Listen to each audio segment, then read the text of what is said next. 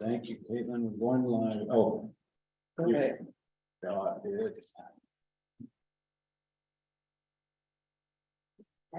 right, very cool. So we are now on YouTube.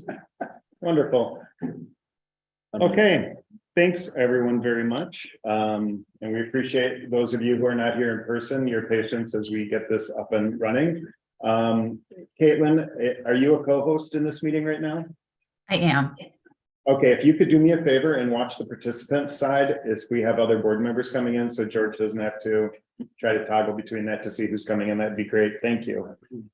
Welcome, everyone. It's nice to see so many people in person. We have two board members here who this is their first in-person board meeting. So Denora and Zella, welcome. It's nice to have you both with us. I'd also, and we'll go through this again once Chad's in the room with us, is just thanking the Milwaukee rep for providing the meeting space for us. I'm very happy that we can be here because I think the rep's got some very exciting news that's very important for the entire state's the health of the state overall, and especially within this community and the outreach they have in the community to truly represent the entire community. I'd like to go around the room and have everyone have an opportunity to introduce themselves, where they're from, and then we'll come on to Zoom and we'll go around Zoom as well. And so we're going to start with you. Just name, who you represent, and where you're from. All right, hello everyone. My name is Marcela Chela Garcia, and I'm from Milwaukee, Wisconsin, and I'm with Walker Point Patriots. And thank you. I will not say Zella. Ciao. Thank you. Thanks for your patience. Randall. Gerard Randall, with the Milwaukee. I'm from Milwaukee. With the Milwaukee Education Partnership. Thank you, Jared. Susan. Susan lived from Madison and Merrimack and own a company called Full Compass. I'm in the entertainment business. Thank you, Susan. Karen. Karen Geshko, Wisconsin Arts Board staff. George Sugaros, Arts Board staff. Dinora Marquez, I live in Milwaukee, and I'm with the Latino Strings Program. And I'm Brian Kelsey. I live in Door County and Fitch Creek and am with Peninsula Players Theater. I'm Lynn Ritchie with I'm from Land O'Lakes, then I'm a board member of Lola. Bill Mitchell from Lancaster, and I'm with Roundtree Gallery in Buffalo. Rafael Scholars, I'm an artist and professor of art at Ribbon College. John Johnson, I'm from Madison, and I'm involved in some arts groups in Madison and in education here. Thanks, John. And we'll get to you. I'm going to go through the board members on. So let's, Caitlin. Morning, Caitlin Burrell, staff. Thank you, Karen Ann. Good morning, Karen Ann Hoffman, Stevens Point, Wisconsin. It's good to see you all. Good to see you, Mary. Good morning, Mary Reinders from the Horbia, and I am from Reinders Research. Thank you, Mary. And Dale. Dale Johnson, Arts Board staff. Wonderful. And then in the room. Ann Katz, Director of Create Wisconsin, the state's community cultural development. Thank you very much. And so I will just point out that Jane Herring has a standing December conflict with this particular date. She runs an art fair, and so she's organizing it, and it's this weekend. So she's not with us today. We're going to do roll call and then, or do you want to go through the people who are not? Because we still have to do a roll call. Well, you just did it. Okay. Effectively, you just did it. Okay, So perfect. John Potter is playing with the UW River Falls Community Band. And he had a concert last night and has another concert today during the time of the meeting. And Matt Wallach is unable to be with us. And then Jennifer Schwarzkopf will jump in and out of this meeting, I believe, because she just opened a restaurant a couple of weeks ago in the Madison area. And she's a little busy, but we were texting back and forth this morning. And so she said she'd get in and out as she could. So that's what we know about our board members who are not in the room. Wonderful. Thank you. Everyone's had a chance to look at the agenda for the meeting? Yes. If so, I think we can approve the agenda by acclamation if everyone agrees. Yes. All right, we'll move forward. The agenda is approved. And I'm assuming you all took time to look at our wonderful minutes, our very detailed, wonderful minutes that came to us very, very quickly, which we were thrilled to receive so quickly. Do we have someone who's taking minutes today? Well, that's a good question. We do not, and we would welcome a volunteer to do that. Jane, as she said to us, I took this job with you fully knowing that I wasn't going to be here in December. So Is anybody willing to take who's not, trying to run it and take minutes would be hard. They do not need to be as detailed as Jane's were. I can do that. Thank you, Danila. All right. So making sure that our minutes moving forward will be captured for this meeting. Looking back at our September 30th minutes, is there someone want to make a motion to approve the minutes? Move adoption of the minutes. Thank you, Gerard. Is there a second? Second. I believe Hoffman. there is an amendment. Lenore, you want to Okay. make a change in the minutes? Okay, just for your minutes. For your title. Oh, yes, yeah, my title is not executive director, it's just director of what's next. Perfect. Okay, so let that stand as a correction in, and I assume the motion and second remain with that. So Sure. hearing that, all those in favor say aye. Aye. Any opposed or abstentions? Hi. Hearing none, we will move forward. Oh. That was a delay. We have a delay with Zoom. And just to repeat, the movement was Gerard moved and who seconded? Well, we had 2 seconds. We had Chella, right? Yes. So we'll take Chella. Karen Ann, thank you for your No worries. Zoom second. So we have a second. So There's just. there you go, just for the minutes. Yeah. All right. We will now move into most exciting part of the meeting, always, the budget committee report. And with John not being able to join us, George, you got it all. I got it all. So a couple of things about the FY 23, which is the fiscal year we're in.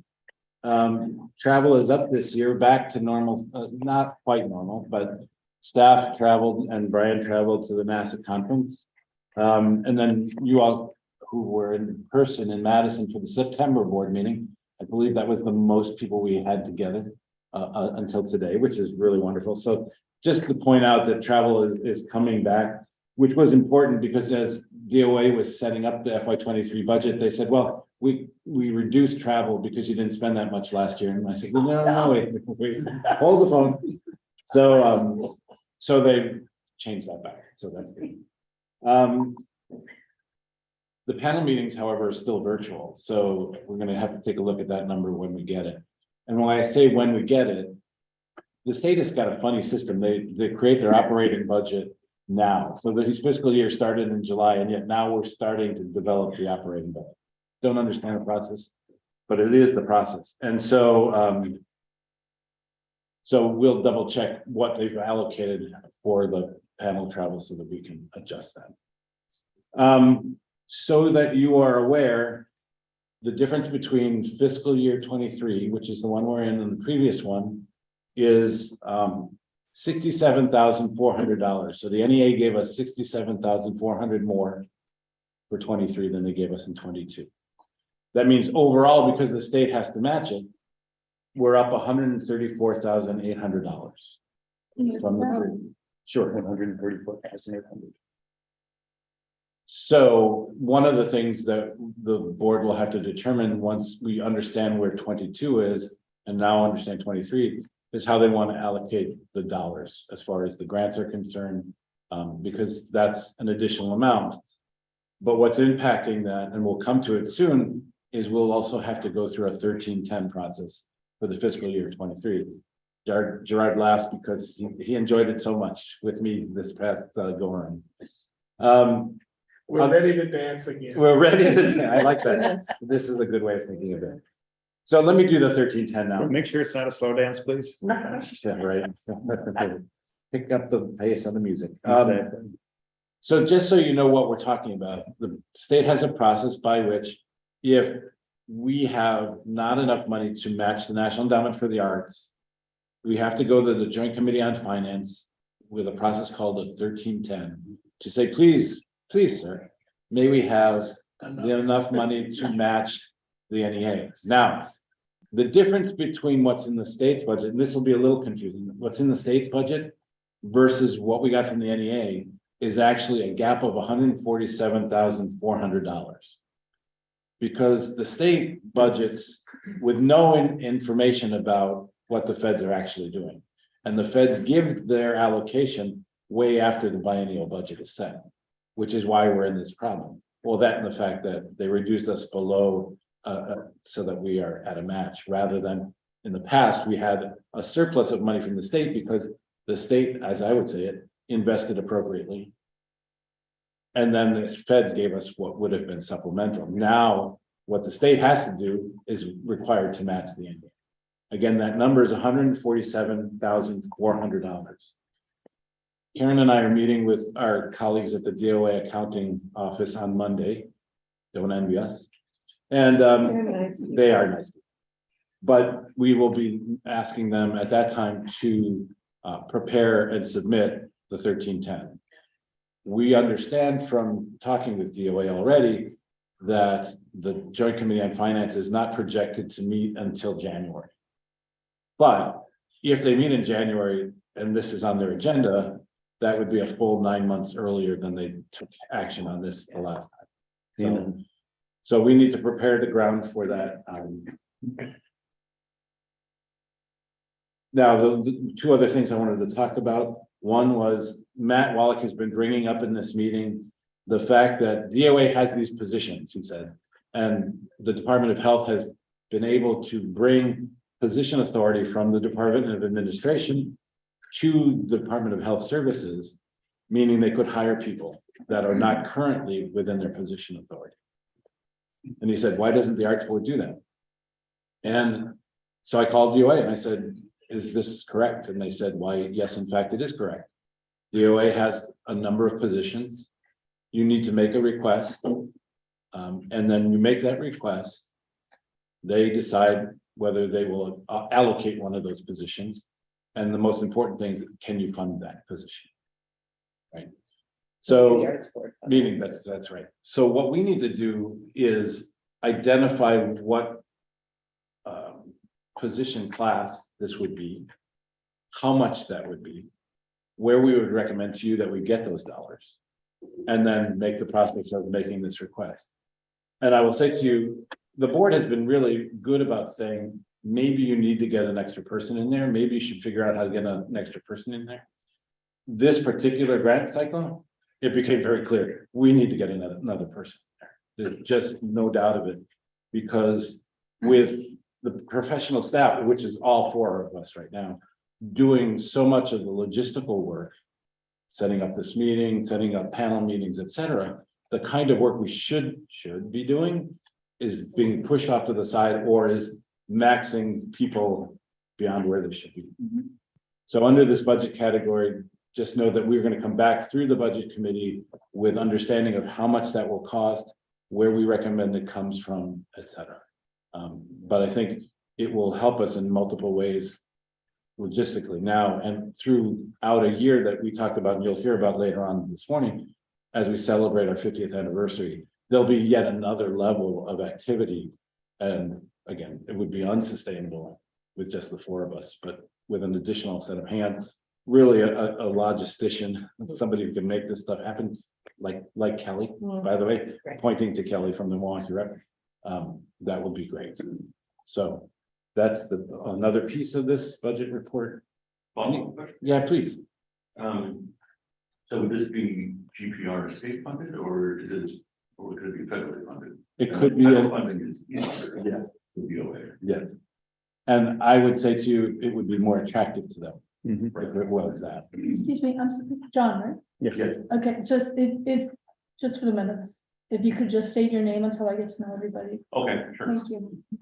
Right, no, that's great. But yes, so general purpose revenue of the state, of course, the state doesn't want to spend money, but they'd be more than happy to take the federal money and apply it. So I think the last thing I'll say about that is I think DOA is supportive of this request. And just so you know, you don't have to go that level of Yeah. detail. If it's helpful to you, awesome. That's why I'm doing it. Okay, awesome. It's my learning curve. I already said, you can say conversation ensued on the 1310 conference. No slow down. No, exactly. That's it. Any other questions or comments on that so far? I have just one more thing I want to add in. So, Yes, sir.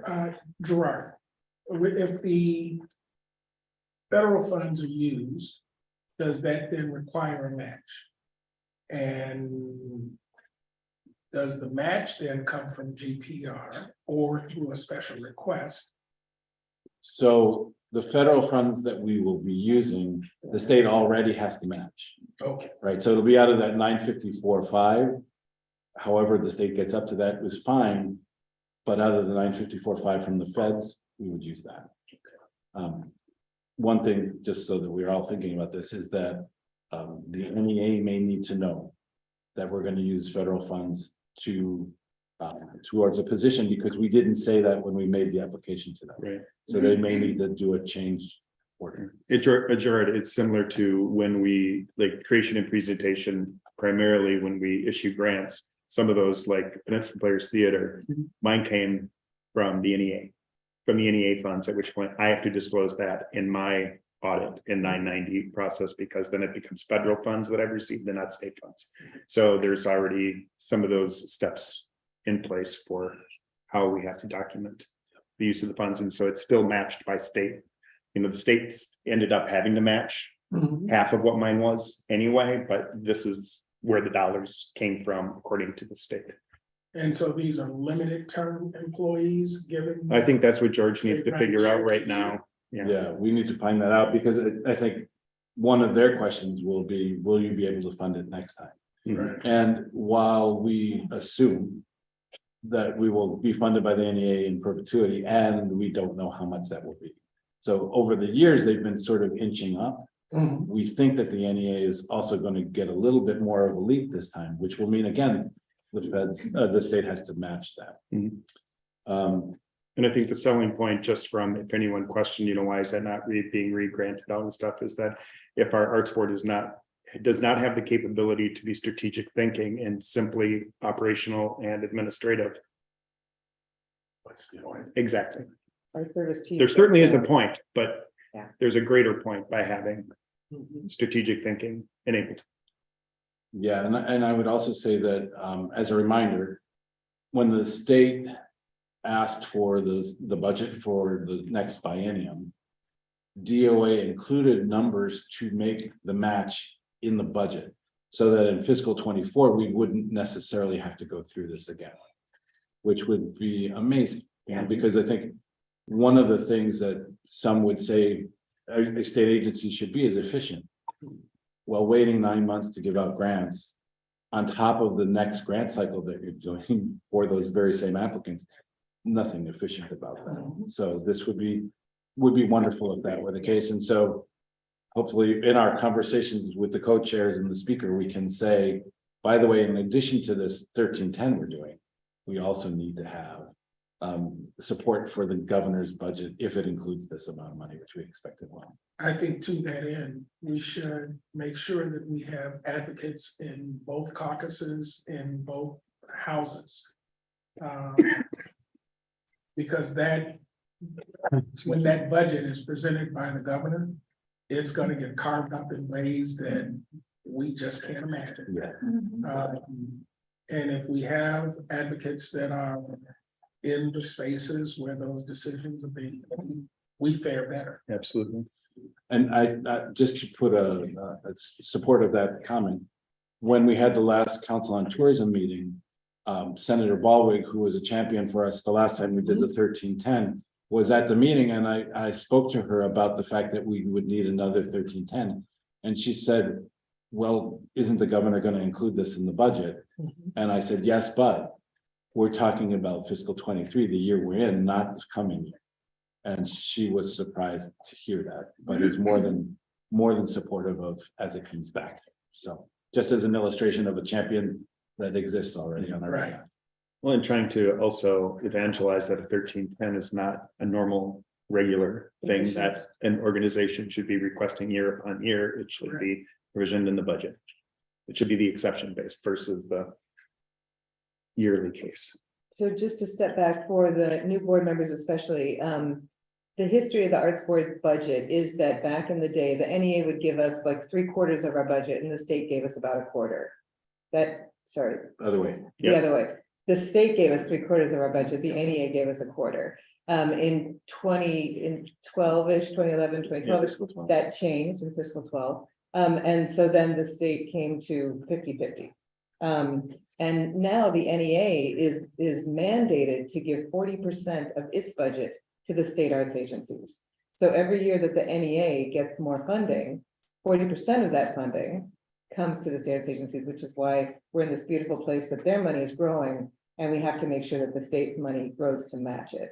That's all we're talking about. Because the state funds have not shifted from 2012 much, Not on the books, and No. so every time we have to go back 10 and say, years. can we have more? 11 Instead of, fiscal years. will you set this budget this high from the state so that we don't have to keep coming back? And it sounds like in 2024, that may be the case. Definitely. So we're talking about prior to fiscal 12, 2.4 million from the state, 800,000 from the feds. Just to give you a sense of where we're at right now, it's 954.5 times 2, which is 109.9. Right, so $1,909,000. Yeah, 1,909. Slightly lower. And all the rest of it. So I say that because we're still not even to the 2.4 million that we had prior to fiscal 12. Yeah, with inflation. And yet we're higher than we were. But so they understand from what gets put in the budget that's outside the 1310, we're just trying to get to the NEA match, which is the 9. Correct. Right? So we're still back in antiquated or non-COLA numbers from fiscal year 2012, and we're 11 fiscal years further along. We're at right now in the state books. The amount that the state has for federal dollars is 807,100. So we got 954,500. But our state statutes, chapter 20, which is what it's called, says that we get $807,100, which is why we have that 147 or gap. What That's a lot federal of numbers to committee make. does the NEA's budget go through? What federal committee? Yes. Yeah. Interior, I believe it is. Yeah. So, Ann Katz, am I right? All right.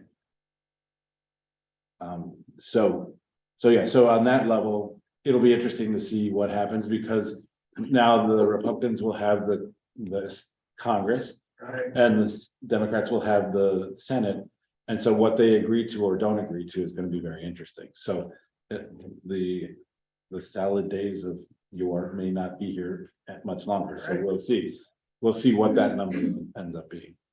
Yeah, go ahead, John. Right, and in this main budget session of Congress, my understanding is they're going to both houses are trying to pass this fiscal year budget, which still is not passed. Right. So that's very important. And that would potentially be upper before what happens next. Whatever happens.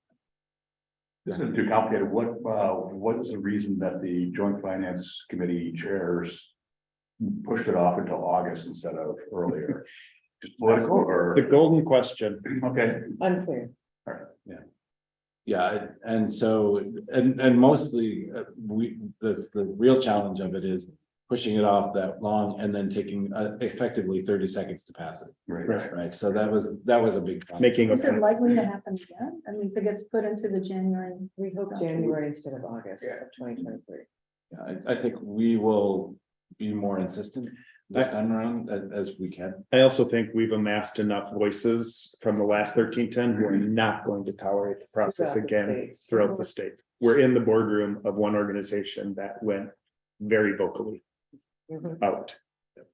So, and as they've got their big story on right now, I think they will be happy to scream it even louder. That's right. And we thank our guest, Ms. Katz, for Yes. the work that are Create Wisconsin. Were you still Arts Wisconsin at the time? Can I get Can I get a little dispensation? That's right. I get confused too. In any respect. So And Gerard, Gerard in the building, Brian and all the rest of the Yeah. advocates out there, Create Wisconsin, helping boost everybody up in interview. That's a pretty good mix of people to hopefully get this on a January agenda. So hopefully, Which, by the way, is why you see, and you will see the creation and presentation award or no awards, as opposed to giving you a number. Because again, we haven't set the number for creation and presentation, so. and just historically, so you guys know, creation and presentation, we used to receive our checks in December. We received our checks in September, October this year of the following fiscal year. And we're supposed to use those funds going back. We lost video from the. That's weird. Karen Ann, can you still see the room? Right here, You're look. seeing a black dirt. Here it is. I can't hear you. It's coming back. It may be there, is there a timer on She's that? muted. Now I see you. Thank you. Brian, is Yep. there a time? It couldn't be, I've never seen a timer on NL before. It's It could just, special. It's just a special situation. How do I get rid of this? just click. Yeah, there you go. All Thank you, right. Dale. All right, good. So two more points. No, it's actually one point for the budget committee. I just wanted to note for you the outstanding work of staff on two fronts with the registrations with the National Endowment for the Arts. The first is every one of our grantees now has to have a unique entity ID. So they used to have a Dun & Bradstreet DUDS number to apply to the NEA and therefore to us. Well, they decided, new thing, we're gonna have unique entity IDs. And some people did it like this, others, of course, panicked. And so we leaned on Senator Baldwin's office to help those who were really struggling, because there's not a whole lot we can do in that. They position. offered, yeah. And they offered. So that's a very thankful thing. And then I'll just note that we went back and forth, and Karen did a lot of back and forth with SAMS.gov, which is where you have to register for being an entity to apply to a federal agency, like we apply all the time and have for years to the National Endowment for the Arts. But we needed to re-register, and the process for Because doing we that. moved. It's very exciting. That's All of those of us who received shuttered venue already had the number, thank God. So, but yeah, it's a process. But anyway, so that's again, on one of those levels where, boy, you didn't need that in your daily work, and yet there it was, so. But it's done. It's a done. one-off. Yeah.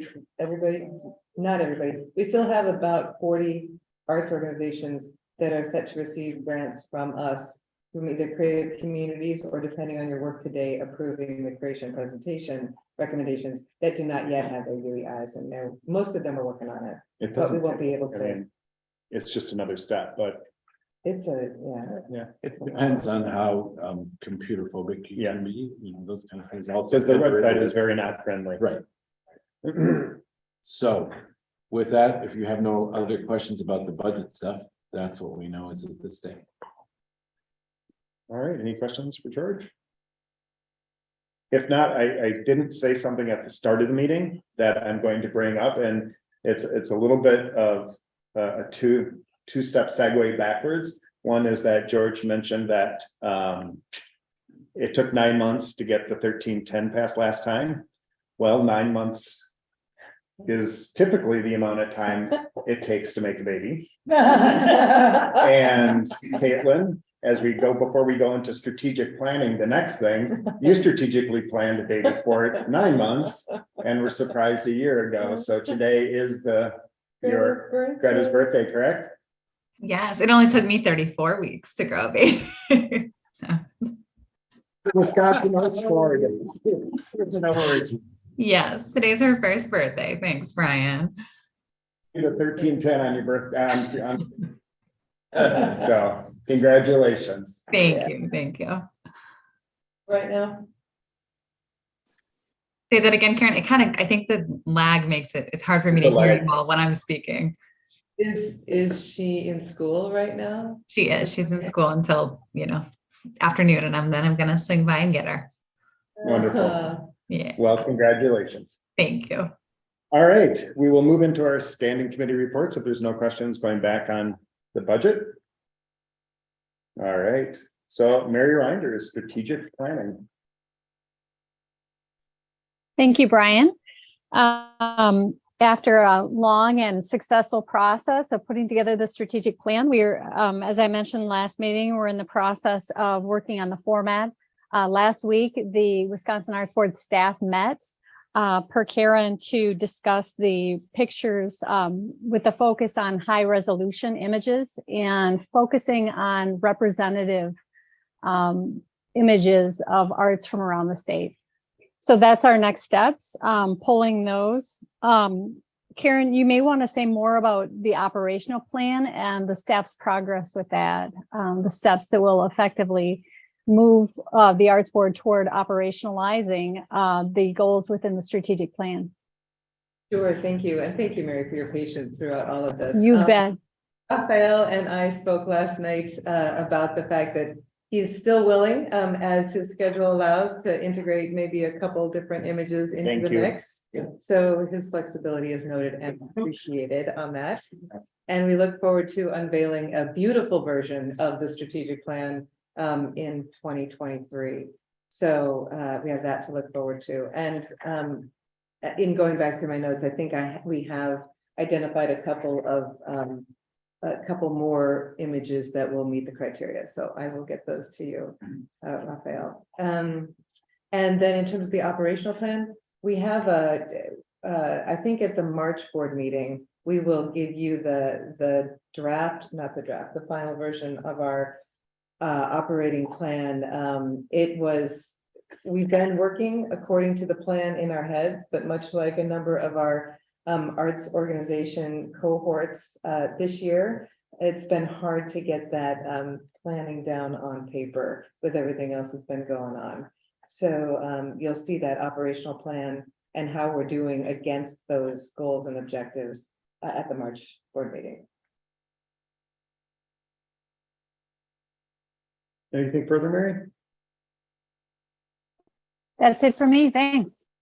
Well, thank you and Karen both for the work. Those of us who serve on that committee know the work that you're putting into it and keeping it driving forward. So thank you both very much, and thanks to the staff. Yes, George. I remembered a story that John told me that I want to make sure that John Potter. Okay. This is a budget related thing. But John said he went to an event with the governor in his area. And he introduced himself as a member of the Arts Board. And the governor said to him, the Arts Board, now there's a group that does so much with so little. To which John responded, imagine what we could do with more. So I thought I asked him if I could tell that story, and he said, yeah, absolutely. So just to know that the governor is aware, and to also say that the Secretary of Tourism was in with the governor yesterday. And in their conversations about what's going to happen with the budget going forward, she said to him, you realize that we're about to become the 50th in the nation in per capita funding at the time of our 50th anniversary at the Arts Board, at which he was really visibly moved by that. And so I think it's important to know that he is aware of that now, very clearly and directly from the secretary. So we appreciate her carrying that message in. And we would love to have our opportunity to go in and meet with them to explain exactly what we could do with more. Right. So that'll be good. Okay, external relations, if you guys remember, that kind of was on hold because we had this thing called elections taking place in November, and knowing that our legislators were going to change, and we now know who is in position in Wisconsin and who we need to speak to. So they assume duties in January. So we can then begin to start telling our impact story.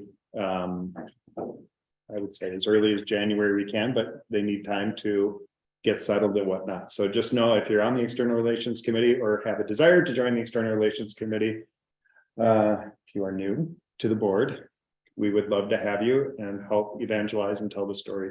Since you both are new, some of the things we've done in the past is board members each were given a list of legislators and saying in our area that, or in our near area, if there was some areas that were not being covered, to really talk about this is the investment in the arts in Wisconsin, the public investment in the arts in Wisconsin. This is how much your area or who you represent has received. Here are the organizations. Money that came from the state versus NEA, as well as an actual list of the organizations that received funding. We then also, those organizations were notified that, hey, your state legislators in various levels have received this information. Now would be a good time to also reach out to them to talk about why it's important. And if there's names not on the list, how do we become more inclusive? And if there were any representatives or senators who had nobody on their list, it should be eye-opening to them as to there's no one in your area currently, but we're here to serve all 72 counties.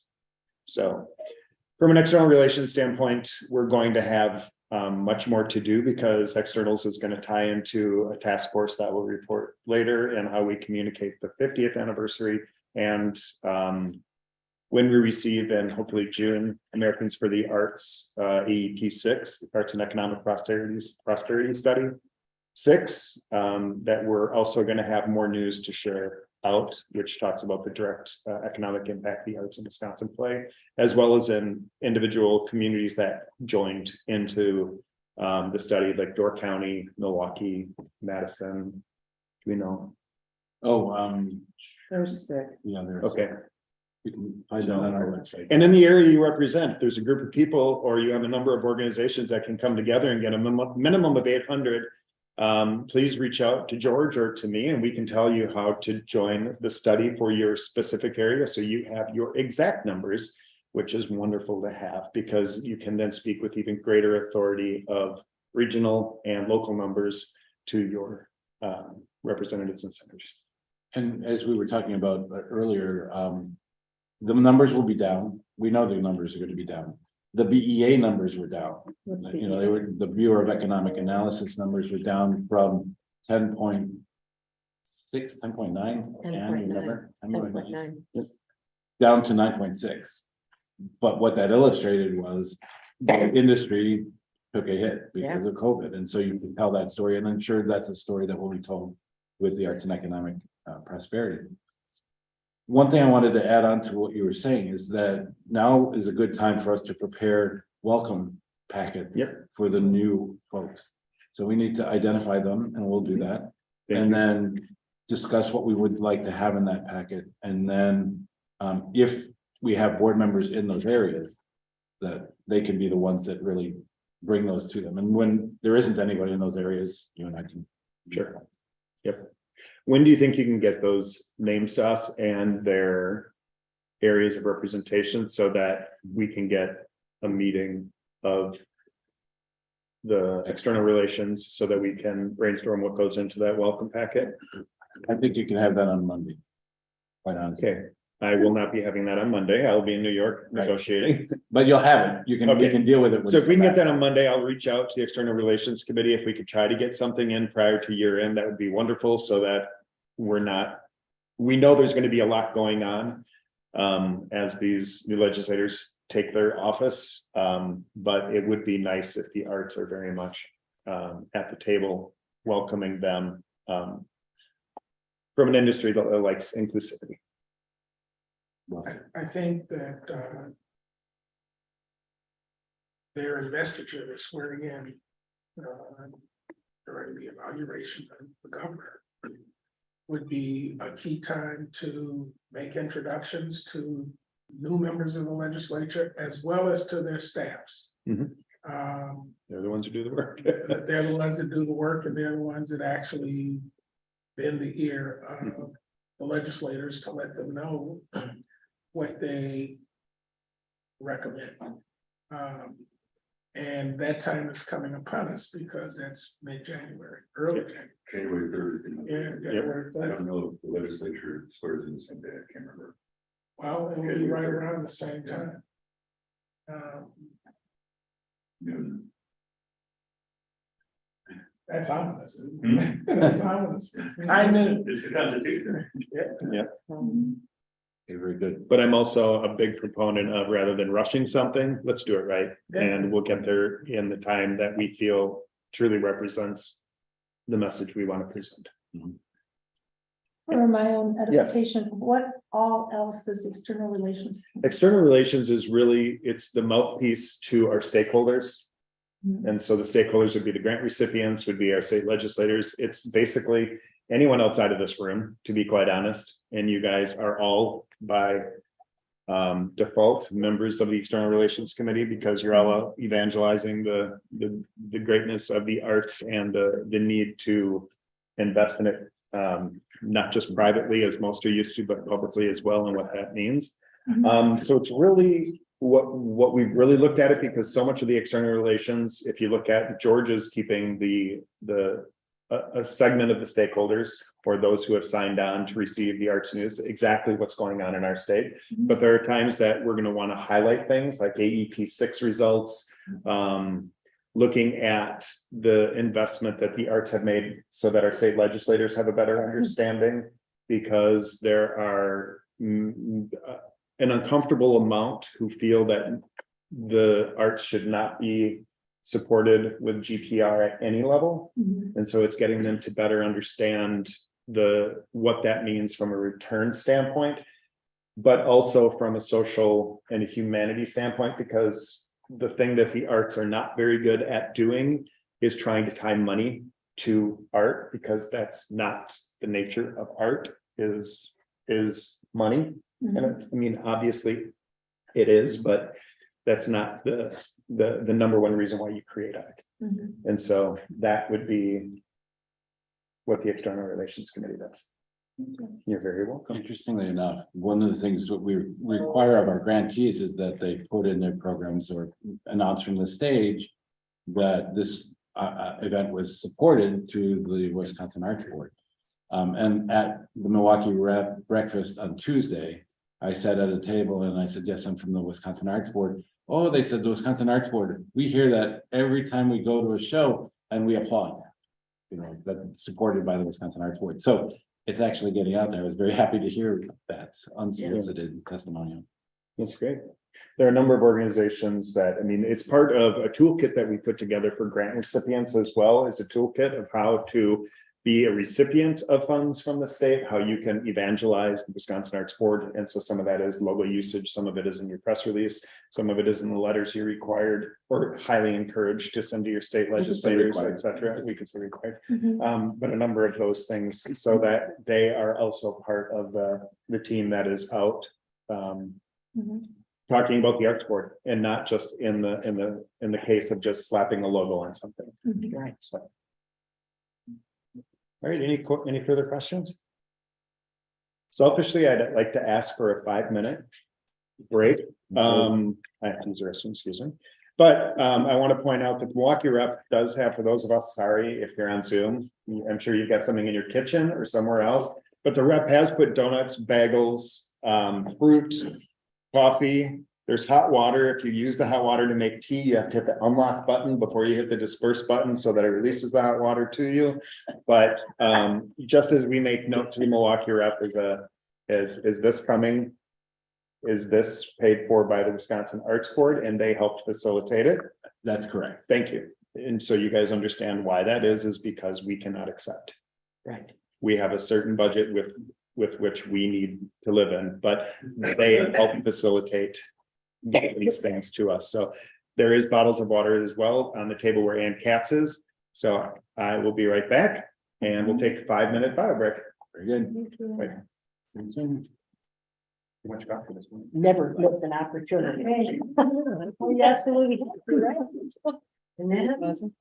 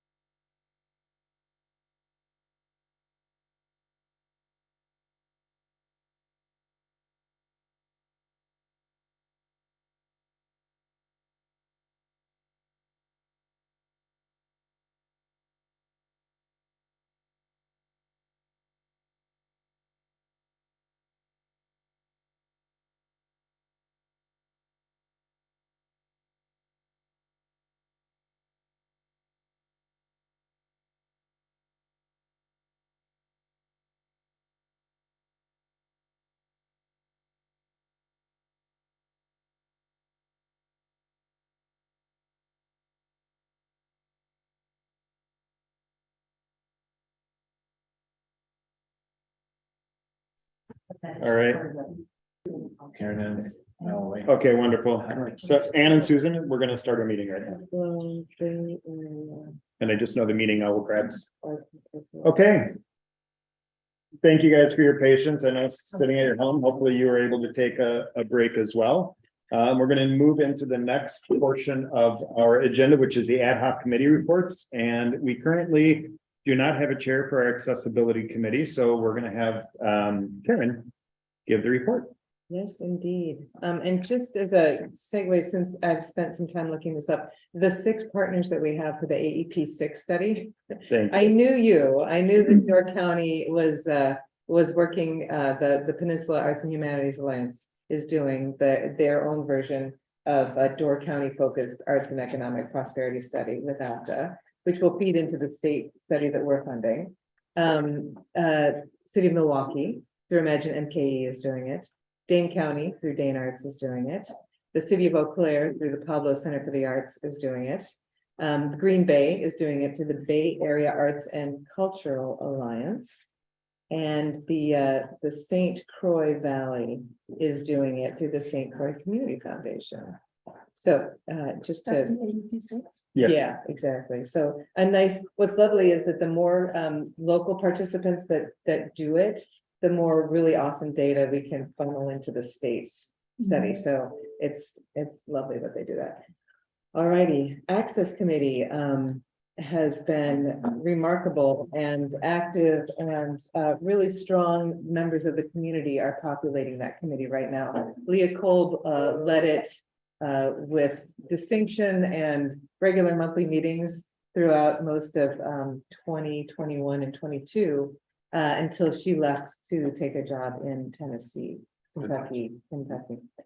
And so since then it has been we've been looking for a board member to chair that committee. In the meantime, the committee has met, I think maybe once since she left. We were poised to pull in some new voices, like for example, the Fox Cities Performing Arts Center has a staff member, part of whose job is dedicated to accessibility focused work. And so to have that perspective informing our work and advising us on some of the questions that we run into would be awesome, but he hasn't really been able to join in because we're in flux at the moment.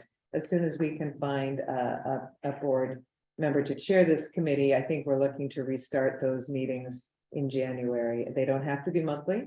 They don't have to be regular. They could be as needed. You know, if we have a question, this is a group of people whose brains we can pick, or it can be a more formal process. We're really open to whatever people think the agency needs. But right now we're kind of in a holding pattern. Having said that, they've been really wonderful in advising us on some website changes and helping us reformulate some of our accessibility related questions in our application forms to help our applicants, the access committee members. Yeah, to help us ask questions that help our applicants kind of think about accessibility maybe in different ways. So yeah, they're a great group of people and they're ready to help whenever asked. And in saying that, it's not my responsibility to say. So if anyone is interested in serving as the chair of the accessibility committee, please reach out to Karen George or me, and we will be happy to give you more information. Yeah, maybe to give a quick explanation of what that chair has to do. Not has to do, gets to do. This is a wonderful. And I should, and Dale, please jump in, because Dale is actually a Absolutely. wonderful staff person who is staffing that group. I will say that Lynn preceded Leah in the role of Access Committee Chair. And so if there's something that you want to share from that time, other than trying to herd the cats of the staff to be responsive so that you can get stuff done. Well, we just, right in the beginning, we just really went over what had been done. And so then we were moving from there, and then Leah came on, who was very good, very good. Yeah. John, could you do me a favor and shut that door next to you, just so that we try not to interfere with the work being done around us. No, just because Leah met monthly does not mean that this position is required to meet monthly. It is up to the committee and the committee chair to set the tone hopefully a positive tone. And to figure out how often the meetings are. It's great that the group has wanted to meet, to be quite honest, to get a committee that engaged and to have someone who was have the ability to do that. I think once you get in the habit of having it monthly, it just becomes there on your calendar and it becomes less daunting and there's less material actually to cover if you just have a meeting. But it's, you know, Dale is the one at the Wisconsin Arts Board side who I know with NASA was attending all the accessibility sessions, is the one who's in contact with other state agencies and Arts Midwest as to what's going on in this world. So it's not like you need to have great proficiency in understanding the world of accessibility as it stands today, because you do have an incredible resource through Dale with help on that, and a group and a committed committee. I mean, I think that's the best thing whoever chairs this is inheriting is an active committee.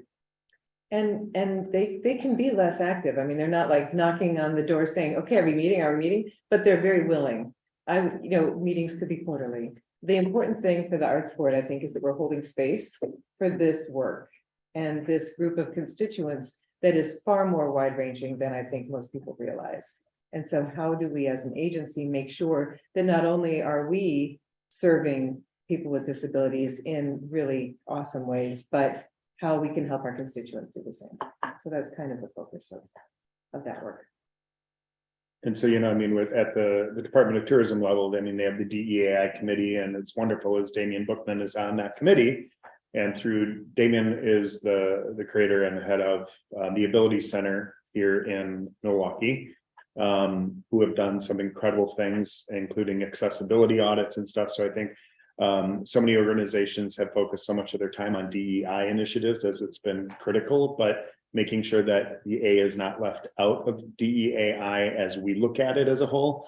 And just as a reminder, if you open your email and look at our strategic plan, A is very much in that strategic plan. So there is some work that we need to be doing and making sure we're listening to our constituents and our stakeholders to make sure that our website is accessible and everything that it is that we're doing. I don't know if you guys noticed when we started this, I asked George to close out the reminder, but it was turned on closed captioning so that people who needed closed captioning would be able to have that here. And it's not just for those who wanted to mute their sound because they were doing something else. It is for people who have a clear need for this. So it's looking at all the different ways of accessibility and where it's evolving. So some of it is simply just being ears as to where is the world going from an accessibility standpoint and where do we need to be. So. And Dale, if I forgot anything, or if you'd like to add anything, please feel free to unmute and do that. And I will say that Dale has, thank you for the thumbs up, that he has initiated something that we have been wanting to do for quite some time, and that is getting an audit of this space by the Madison-based Access to Independence. So we're looking to have someone come in and really take a look at how our spaces are working, how our systems are working, and all of that. So we're looking to do that probably in the new year. And to give you an idea of how accessibility is playing into the arts in Door County, we're looking to work with Damian Bookman to do an accessibility audit. Many of our organizations are very old, and we have features such as flagstone paths, which are beautiful. They're not accessible friendly. And so there's things that we're learning about our own property that are becoming barriers, not just to people with perceived disabilities, but for people as they age who may not have, they don't have disabilities. It is simply that their leg may not go as high as yours as you are taking steps, at which point they become tripping hazards. So we're all looking at ourselves, and I always have in my head, Damian's words are beyond compliant. Compliance is the congratulations, you did the bare minimum you had to do. So it's going beyond compliance so that we better integrate. So if anyone is interested in chairing that committee, we'd love to hear from you. I will turn it over. We have a task force. We have one task force right now, and that is our 50th anniversary task force. And it is a busy task force. So I'll pass it over to Lynn. If you remember at our last meeting, I had asked for volunteers. I got some volunteers. Thank you very much. It's never too late to volunteer, to serve on this task force. But I will pass it over to the very capable hands of Lynn. Last night, we got a new member. Susan Lip is going to join John Johnson, Jane Herring, and Bill, whose last name I forgot, Mitchell, on this task force. But I actually want to remind all of the board, sorry, you're all part of the task force one way or the other. You know, yeah, because doggone, we're gonna party, and you know, you like to party, so this will be good. We had a Zoom meeting and there was a lot of information that came through that Zoom meeting.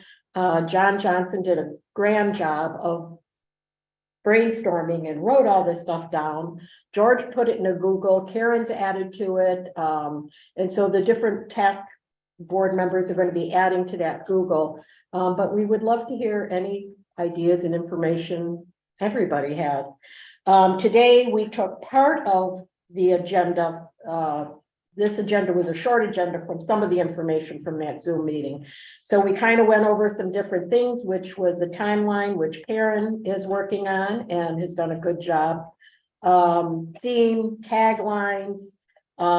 Should I mention the tagline now or should we wait on that? I would wait because we need to have that. That we have meeting. we have a thought on a tagline, but it needs to be checked out. We talked about the website, name badges for the future, logos, swag, just all sorts of different things, but this is just the beginning. Now we're going to take the information from today, on swag Now, and do you want to, what does swag stand for? fun things. No, what does swag stand for? I have no idea. The stuff we all get. If you Oh. didn't know what swag is, it's No stuff we idea. all get. It's a conference term. that- Right. And so luckily, we have. That swag is not stuff we all have. Right. Exactly. And Brian is going to be on that little committee, the No. little sub committee. It's a good idea. And so anyway, so we are looking at items that will be long-term things that people will use in the future, that people will see. Everybody carrying them and seeing the Wisconsin Arts Board over and over again for years to come. And we also are going to have toolkits that will be sent out. So we're working on what is going to be in the toolkit for our various members throughout the state. Mark your calendars for December 3rd. August 3rd. August. Why did I say That's December? tomorrow. It's better than August next. Yeah. So August 3rd, mark your calendars, because we're all going to be someplace for the major event and then spend the rest of 23 into August of 24 to celebrate the 50th anniversary. And that's all I'm going to give you right now. I think that one of the things we talked about this morning was the fact that this is an opportunity to invite people around the state to celebrate the work of public investment in the arts over 50 years. Right. There's so much amazing work that has happened during this time. So it's going to be fun to pick brains about ideas that others may have, but to give opportunities, invite engagement, and be open to those thoughts. Yep. So two things. I want to note that Jane Herring also did a brain dump in advance of this meeting. And so what that means to me is we got to get that into the Google Doc. Right. Yep. And if the committee or the task force is ready, we can invite the rest of the board into the Google Doc to start commenting on what they see. So, Well, with these. Be careful. Thank you. That's what I was saying. I don't think We'll the figure it committee, out. I don't think the Not quite task. well, that's why, force is there that's yet. why it was more of a question on. Yeah. I think it's not, we want to keep anyone out, but designing anything by committee is the death of design. Right. So I think. The committee, the worse. Exactly. So I think soon Right. we'll be able to share. Because there's been so many ideas we're trying to. To echo that, I mean, we want to celebrate it in the year that it actually happened, as opposed to 2 or 3 years. later. Right. Exactly. Right. Hence why the kickoff, August 3rd, 2023 will be the kickoff. And 3 then years worth of. August 2nd, 2024 is when we would conclude the 50th anniversary celebration, because it is our 50th year. So it gives us a year to spread this out and to make some noise. Absolutely. Thank you for all of your work. I was thrilled when someone said that they were interested in serving, and then, I love a party. so I love someone who loves a party, who's willing to chair the task force as well. So where are you envisioning this kickoff party? Madison, it will be Madison, August 3rd, everything else TBD. But if you have thoughts, if anyone has thoughts, please share. Right. For sure. Uh-huh. Lynn is your go-to. Yep, just email Lynn directly. That's the same time as State Fair, that's far. Mhm. Oh, The first day of it. It's the Yeah. opening day of state. Yep. That'll be interesting. Yeah, it's going to be interesting with that. You know what that, I'm going to say that we have to remember. We represent 72 counties. yeah. The state fair opening day will take some dignitaries away, but it will They'll be not, there. they just won't be there in person for the August 3rd event. It does not lose any of its merit, Will it lose? nothing. not Or, the governor? or maybe we have it there. We'll just figure it out. It's pretty open right now. Milwaukee? The state, where is the state fair? In Milwaukee? It's- That's yeah, right. West No, Dallas. well, West Dallas. Madison, they were not that far, so he can do both. You could do both. Yes, people can't. so that we don't go down the rabbit hole of minutia. Right. Thank you for pointing out Wow. that we do know it's opening day of the Wisconsin State Fair. Keeping in mind, as we talked about this morning, that the Wisconsin Sparks Board is not just about the Milwaukee Rep, the Milwaukee Symphony, the Madison organizations. It is about the tiny arts organizations that whose budgets are much more greatly impacted by the support through the Wisconsin Arts, or both financial as well as intellectual support that they receive. Mhm. So, Would you invite Karen Ann and Mary into the conversation if they had something? they might yes. have? You guys both? Mary? Understood, understood. I would just say that the state fair is representative of the entire state. And I would think that that would be a great platform to reach even more people, to spread it out. So I wouldn't Just don't wanna discount get money. that location. I just think we need to make sure that we make sure our message is not lost within cream puffs.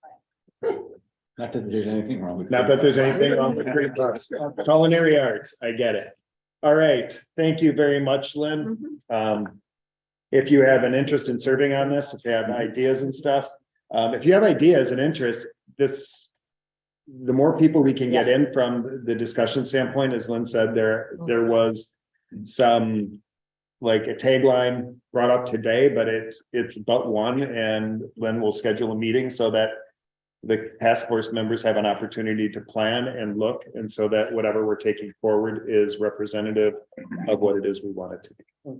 So, or what they want it to be, and then it, as a reminder, this is a task force. They need to report back to the board so that you guys are fully included into exactly what this is, so that it can be further vetted, I think, for lack of a better way. Any questions? All right, we're going to move into basically the meat of this meeting, to be quite honest, which is the creation and presentation grant recommendations. So I'm going to turn this over to John and to Bill and to Karen. So in your packet, you've got great detail out that Karen did on the meeting, lots of notes, really detailed process, which is, I'll just say, I've never been to share before, the first time. It is an amazing process up front that's done. It is a great diverse group of volunteers that give hours and hours, and then a full day of review and real engagement in that. There's some different notes that were given by the panel that you can read in there for recommendations around the grant program itself and the things that are going to be looked at. Just a quick couple of reviewer comments that I heard. The panelists talked about how it was good to read about organizations getting back up post-pandemic. Also that more groups, it seemed more groups were engaging a wider range of ages in the offerings, is what reviewers, the panelists were talking about. Also good to see that arts groups have shifted to different alternatives during the heights of the pandemic. so that the public could still see and engage in the benefits of those. And again, panelists mentioned in a quote that I took down was, pandemic pivots to stay relevant and be seen, supporting that, I did say pirouettes. Thank you. that piece. So the other thing was, you got some different comments in there around the grant program itself. The panelists also were very impressed by a lot of equity and inclusion work being done in the larger and the small organizations, which is important. And they commented on that visuals were helpful in the supporting materials, and that's just a comment to share, for the open public as we look at this. So again, I just want to compliment the review process. The panelists noted improvement in the quality of the grant applications. Applications were fitting that the 7 goals of the grant they felt. And again, just a general comment from panelists around what more can we do as an arts board, and really mean what more can the state do in funding to assist organization. John, can I bring up something just as some, and I'm going to take my board chair hat off and put on my grant, somebody who submits a grant organizationally. One of the hard things that theaters do face is giving examples of our work, because we're not allowed to provide you examples of our work through Actors Equity Union. So it makes it challenging when we're not allowed to use advertising, like things that are created in the fashion that we're allowed to. So I think from Karen, George, just understanding of work pieces, understanding that we might need to change some of the language in that, so that theaters are feel that they can give something that's more representative of what they do versus just still images. Because we are very limited as to what we can provide you. Yeah, are you suggesting you have ideas for things other than still images? Yeah, I'm saying that I know our trailers were not allowed to be submitted. Publicity trailers. That's what they are. Allowed. That's the only thing we're allowed to do. Yeah. So- Oh, you mean by equity, et cetera, et cetera. Exactly. So Yes. you're limiting what theater is allowed to give you and allowed to leave, because we can't give you a scene if it's, you know what I mean? It's still going to be done in a promotional sense. Because that's the Yeah. only way we can do it. Theaters do it as a support material. So you have up to four optional support materials. Right. And so you submit it as a piece of marketing material instead of a work sample. So it is the marketing material, but the panel gets a chance to see the work. It's just under that support material section. Then I'd recommend putting that clear in the grant, because it's something we've always struggled with as to what can we provide you. We ended up providing you a link to something the Department of Tourism did, which showed the entire experience of our property. So. Yep, thank you. Any other? That's my feedback that I heard from panelists and comments on the process and the group. Thanks. That we have details now. Well, do we want, I mean, everybody received in your email today. I don't know if you have your email present with you. An email from George from 6:13 this morning. Or from Wednesday at, I'm not sure what time, but the Wednesday has the board book, the whole board book. So. Right, but it Yeah, but doesn't that's- have, It it doesn't does have- not have the scores and of what we're gonna start talking about right now. So if you do not have these, they will be put on the screen so that people can see them. And just wondering if Karen has anything to note before we I go do, there. thank you. Appreciate that. I do want to commend you for your first panel service, sir, as chair. It was very fun. And what's interesting is you always have this moment as you're working with staff and board member to figure out, okay, who's doing what, who's going to call out whatever. And I really appreciated your just being there, being very present, keeping the panel on task, reminding who's doing what at the beginning. So thank you for that. You would also give people a who's up next kind of alert, which I never think of doing. So thank you for your participation in that and for your ears and for sharing what popped out to you from that. Again, a strong group of people. You call them volunteers, they definitely are. We continue to celebrate the fact that a few years ago, the board said yes to a $250 stipend for those full years that are reviewing, you know, up to 40 or whatever applications, so, but that's nowhere like a payment. It's just that, thank you so much. So that's been a lovely addition to the mix. And this year we did do what we had talked about doing in past, which is adding a sixth panelist, just to kind of spread the load a little bit. And it worked well, and so I believe we'll be continuing to do that up from the usual 5 in CNP from the past. But again, the notes are there, they're extensive, because they're also the record of to-dos for next year for me. And if you have any questions as you go through, we are still continuing to struggle a little bit with how to integrate the small budget organizations into the review process. So that is one thing that I would like you all to kind of think about right now, because there were so many and we didn't want to have 10 hours on Zoom.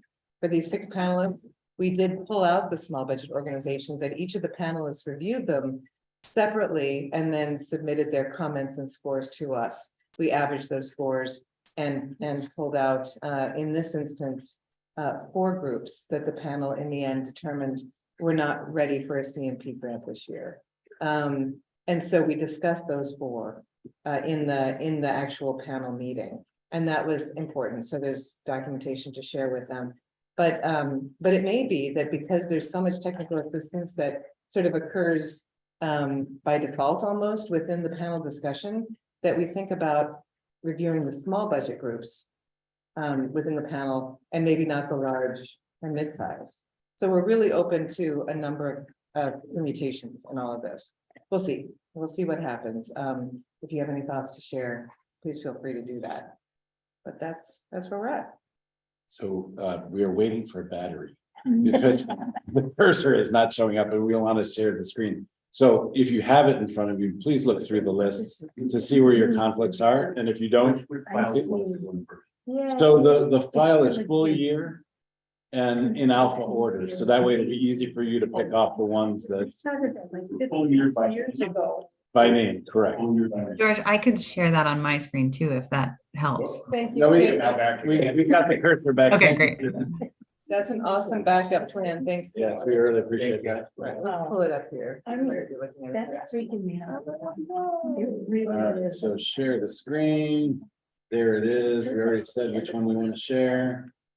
Bingo, there you go. So, all right, so, I don't have the document. so I think we're gonna chunk this up more than we normally do so that you can see what you need to see. So what that means is we'll first look at the dance organizations and what we do, for those who don't know, is we'll go around the room and say, any conflicts? And then once we identify the conflicts, we go from there. So this thing, I know, why doesn't it Lord show have up? mercy. It doesn't want to. So we're starting with the dance organizations, and I bet I probably could even make this a little bigger. But don't bother. What's that? If it doesn't work, George, flip the back over, spin the, No, it's doing fine. Okay. It's just getting rid of stuff. No, that is already maxed out there. I will pull it up here. Okay, so they're I'll just read them off unless you can see them. Central Midwest Ballet in Middleton, Cycropia Aerial Dance in Madison, Dance Wisconsin, Madison, Dance Works Milwaukee, Canopy Dance Theater in Madison, Lee Chao-Ping Dance in Madison, Madison Ballet, Milwaukee Ballet, Point Dance Ensemble in Stevens Point, Wild Space, and Halat African Drum and Dance for Life. Please know too, if this is the first time through it for you, even if they're not slated to get an award, you still identify your conflict with that organization.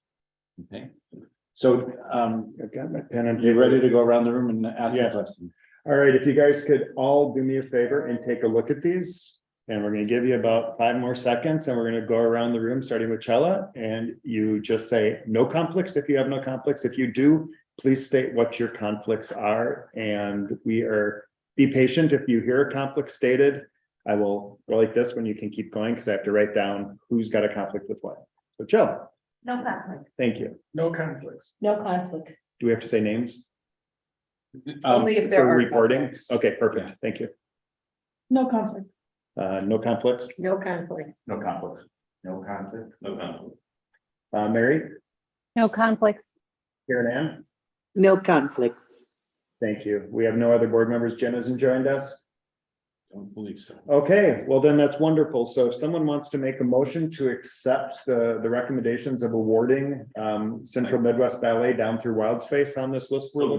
Second, Johnson. So John Johnson is moved. To And make Gerard it, Randall. make it even easier in this particular case, Yep, to accept the recommendation of the panel. Because perfect, that takes in all of them, including those that are. not perfect. awarded.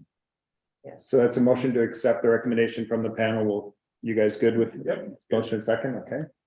I want to be respectful of Denora's fingers as well. All right, all those in favor say aye. Aye.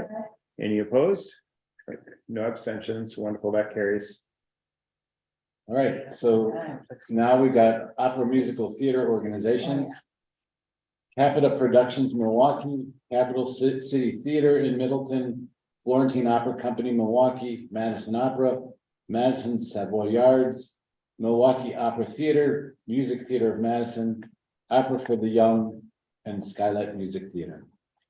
All right, we'll give you another couple of seconds to take a look at this list and we're gonna go around the room and do the same thing. All right, Chella. No conflicts. no conflicts. Two conflicts, Okay, And they are, Capital City Theater and Madison Opera. thank you very much. Susan Lip. As Yep, you I've got it know, written down. Thinking to know. No conflict. No. Okay, no conflict. No conflict. No conflict. No conflict. Conflict. Mary, No conflicts. Karen Ann? No conflicts. Okay, so in this case, so if you're new to this list, not yet. So what I would like to do is get a motion to approve the recommendation from the committee for all except Cap City and Madison Opera. So moved. Thank you, John. Second. So it's Johnson and Randall, John Johnson and Gerard Randall. Make a motion and second for all of the opera music excluding Capital City Theater. and Madison. All right, having a motion and a second, any discussion? Hearing none, all those in favor say aye. Aye. Any opposed? All right, motion carries. Now, Now we're gonna ask Susan Lip to leave us. Okay. And you can make note that Susan is leaving the room.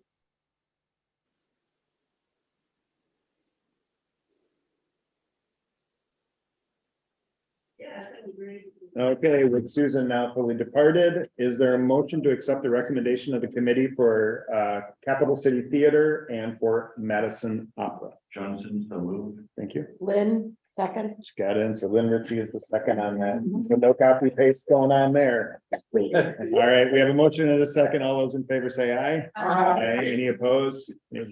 Perfect. We have one abstention. You can note as Susan Lip abstained and left the room. Thank you, Susan. okay, so now comes the longer list of them all. And that's. Does it make more sense to go? Oh, no, because the other one is not, these are Now we're going the, to yes, theater, my perfect. friend.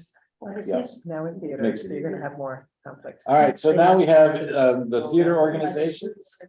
Again, if you have it in front of you, please review it. Sit on all these boards. Thank you for your patience of the reading. American Players Theater of Spring Green, Boulevard Ensemble, Milwaukee, Central Wisconsin Children's Theater, Wausau, Children's Theater of Madison, Chippewa Valley Theater Guild, Doris Shakespeare. And boy, now the cursor really wants to work. You're making us these things. Yikes, sorry, everyone. Use the scroll, but use the up and down arrow on your keyboard. Yeah. First Stage Milwaukee.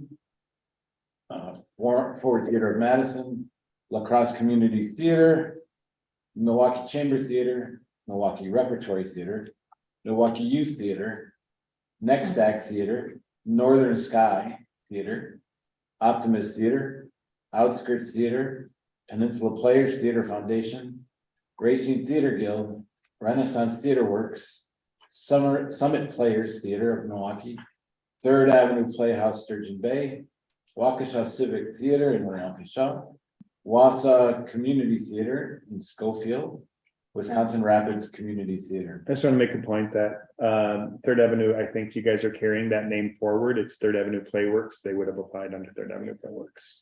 Thank just so you. you're aware. Awesome. Hey, Dale, if you could make a note of that, we'll follow up.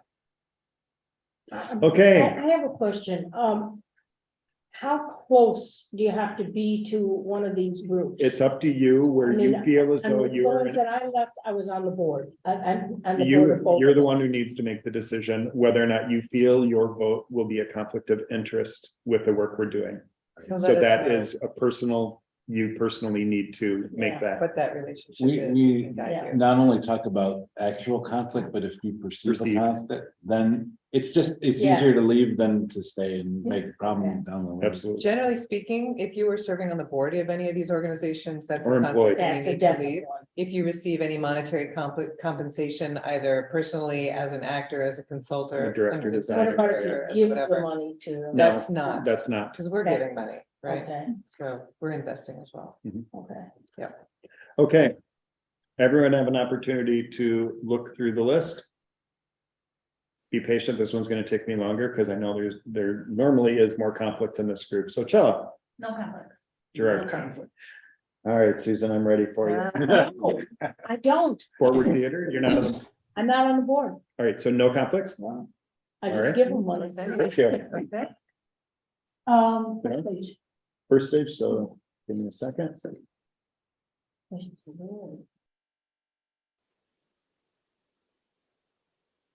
Okay, I have Peninsula Players Theater as a conflict. I have no conflicts. No conflict. No conflict, no conflicts. Mary, No conflicts. Karen Ann? No conflict. Oh, this is much easier than I thought it was gonna be. Thank you, Susan Lip, for not making this any harder. Okay, so in this case, I would like a motion for the recommendation of the committee for all excluding First Stage Theater and Peninsula Players Theater Foundation. Although, just clarification, could do all for, and I guess we need to separate those two, though, because one of you. We're gonna do, we will, it's 3 votes. And Linda's gonna step in when it's my turn to step out of the Got room. it, perfect. So, Thank you. John, I'll second. Mitchell. Mitchell, Phil, John Johnson, Okay, John, you first. Well, I shared the panel, so it's your direction. second, Bill Mitchell. We have a motion and a second for all excluding First Stage and Peninsula Players Theater. All those in favor, say aye. Aye. Mary, Rogers? Aye. There we go. Thank you. Anyone opposed? Abstentions would have already been noted. Thank you very much. Motion passed. Next, I'm gonna ask our wonderful Denora and note taker, who will then take notes that she indeed left the building. Okay. All right, Denora has stepped out of the room. So I would like a motion, which I'm gonna assume is gonna be John, for First Stage Theater. So moved. Thank you. Second, Susan Lip, so that we know, I will make sure that we get that in, that Susan Lip has seconded. All right, all those in favor, say aye. Aye. Okay, any opposed? And Denora has abstained, motion passes. Denora? All right, I am gonna turn the reins over, and you're just Peninsula Player. yeah, I'm just Yeah, Peninsula Players okay. Theater, so I will step out of the room. For the minutes, the motion was made by Johnson. For the. Yep. it And was Susan seconded by will. Leslie. Susan seconded? Yeah. And unanimous, right? Everybody said. Yes. So now we are going to do, I need a motion Motion. for Peninsula Players Theater So Foundation. moved. Johnson, Susan, second. Mhm. All those in favor? Aye. Aye. Any opposed? Passed. Thank you. Do we invite him back in or should we just leave him? Yeah. Oh, see, it's Good great. luck when pulling he's- him in. Yeah, well, see what's gonna happen to me. How long did you think it'd take? I don't know, could have been some discussion. Only about you, but. All right, thank you guys very much. All right, so now. Get rid of that. We're gonna get the list of the new applicants. No, that he's already got that in here, so it's only the interims, but the interims is a long list. No, we never, oh. John- We haven't had a chance to do this. Bill Mitchell's report. Oh, yeah. No, that's great. It was part of that. Dale had put them all together, but let's do that. Let's do that. What are we doing? It's, Bill served as those who were new to the process. Right. And they were noted in all of Dale's, so we already voted these through, so what we're doing is just receiving feedback from Bill on the process for those. All right, give us a second here. So he's giving a report on this? Yeah, just one moment, please, because we are looking at, We're gonna look at the list of organizations. And we're trying to find that list of organizations. And Dale, you may need to share that, or Caitlin, could you and Dale, get the list of the 8 new applicant organizations on the screen? while Yeah, Bill I think I can gives his do that. share? Thank you so much. Well, my first time chairing a panel. you have as to well, stop sharing, and, George, if she's gonna share. Sorry, Bill, apparently we're dealing with tech issues first, so. No, it's okay. You don't have to worry about us. But Right, just Brian needs to list. Stop share. Up And the top. red stuff. The Karen, red. is that? That list was not in the email that you sent out this morning. Correct, that's why I'm asking you and Dale to pull that together, thank Got it. you. Yeah, give me just a minute. Okay, I can see. All right, thank you, Bill. Yeah, it was my first time chairing a panel as well. It was a really fascinating experience and I really enjoyed it. I found the panelists to be really focused, and they clearly had read through all the applications very carefully, including catching some like mishaps in applicants' budgets and sort of reconciling that for them, which I thought was pretty nice. Some of the things that came up trend wise was community partnerships and responsiveness to the needs of the community. And educational opportunities was something that came up quite a bit. There was a couple of organizations that leveraged their COVID funds to actually sort of build resiliency and a little bit of a backstop for their funding. So there was a few that had done that. Let's see what else. Oh, the panelists had noted too that during the applications, whether there was missing information, that really they were looking for more things, whether it was a bit of a narrative or again, some more of the budgetary things and that kind of thing. So they were very attuned to those kinds of things. So those are kind of the main trends that I saw with the panelists. Yeah. Thank you so much, and thanks for serving. Yeah. It's a great, I think it's a great orientation into the arts board, understanding one of our big components, which is granting. So thank you. And I will repeat what I said to John. It was nice to have you kind of have your first immersion, because I know that you were kind of sitting on the Zoom YouTube and watching the first panel just to get a sense of what is required, which is really wise. That was super helpful. A couple of hour and a half of that, I really kind of got, I'm like, okay, I didn't here. So Yeah. for everyone who hasn't done it, that was. It showed, it showed, that was great, thank you. It was an interesting mix this time, we really had a spread. So we had one presenting organization come in on their off year with a full year, which is the Shower Center for the Arts in Hartford, and we'll get to this list in a minute. We had 2 multidisciplinary organizations, we had 4 music groups and 1 visual arts group, so a nice real mix of disciplines and genres that the panel got a chance to get a quick snapshot of around the state, so. That's it. I thought it went really well. Again, the panelists were prepared and knew their stuff. So here, Thank you. That's Great. perfect, Karen and Dale. Thank you. so what you're seeing are the new applicants, and they are Civic Symphony of Green Bay, Green Bay Boy Choir and Girl Choir, New Voices, Racing Concert Band Association, the Beloit International Film Festival, Arts at Large, Friends of Wisconsin Singers, and Shower Arts and Activities Center. Wonderful. Are we ignoring why it says $0? Is it just, it's the. Oh, it says, right, Say award. right. Thank you. All of Wanted to make sure everyone great understood that, or anybody on Thank YouTube you. understood that it does not mean you Good received catch, $0. Brian. Wonderful. I feel we can go through these as, because they are not in what we just voted, that we can do this as one page. Is everyone in agreement that we can do this? All right. So you guys have had an opportunity to look at this. Let's go around the room. And if you have a conflict or perceived conflict, please state. Chella. These are new entities. These are, yep, Just for music or the whole thing? The the whole, whole thing. the whole page, all 8. Arts at large. Thank you. Sure, No conflict. No conflict, you know, No conflict. no conflict. no conflict. No conflict.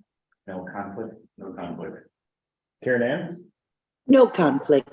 Mary, Arts at large. perfect, Mary Lynn.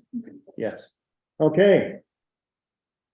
So is there a motion to approve the recommendations of the committee for all excluding arts at large? Thank you, Bill Mitchell, Bill Mitchell. and seconded by Lip, Susan Whip is the second. We have a motion and a second, any discussion? Hearing none, all in favor? Hi. Wait, Did someone say wait? you Okay. said all but arts at large? Yes, Awesome. all right, any opposed? Hearing none, motion carries. If we can now, I'm gonna give Denora a second to finish typing what she's typing. And Mary, if you can turn your camera off and mute, and we're gonna assume you Recused yourself. recused yourself as best one can. And we'll be there with just a moment here. Mhm. All right. Michelle. Oh, sorry. Yes. Thank you, Chella.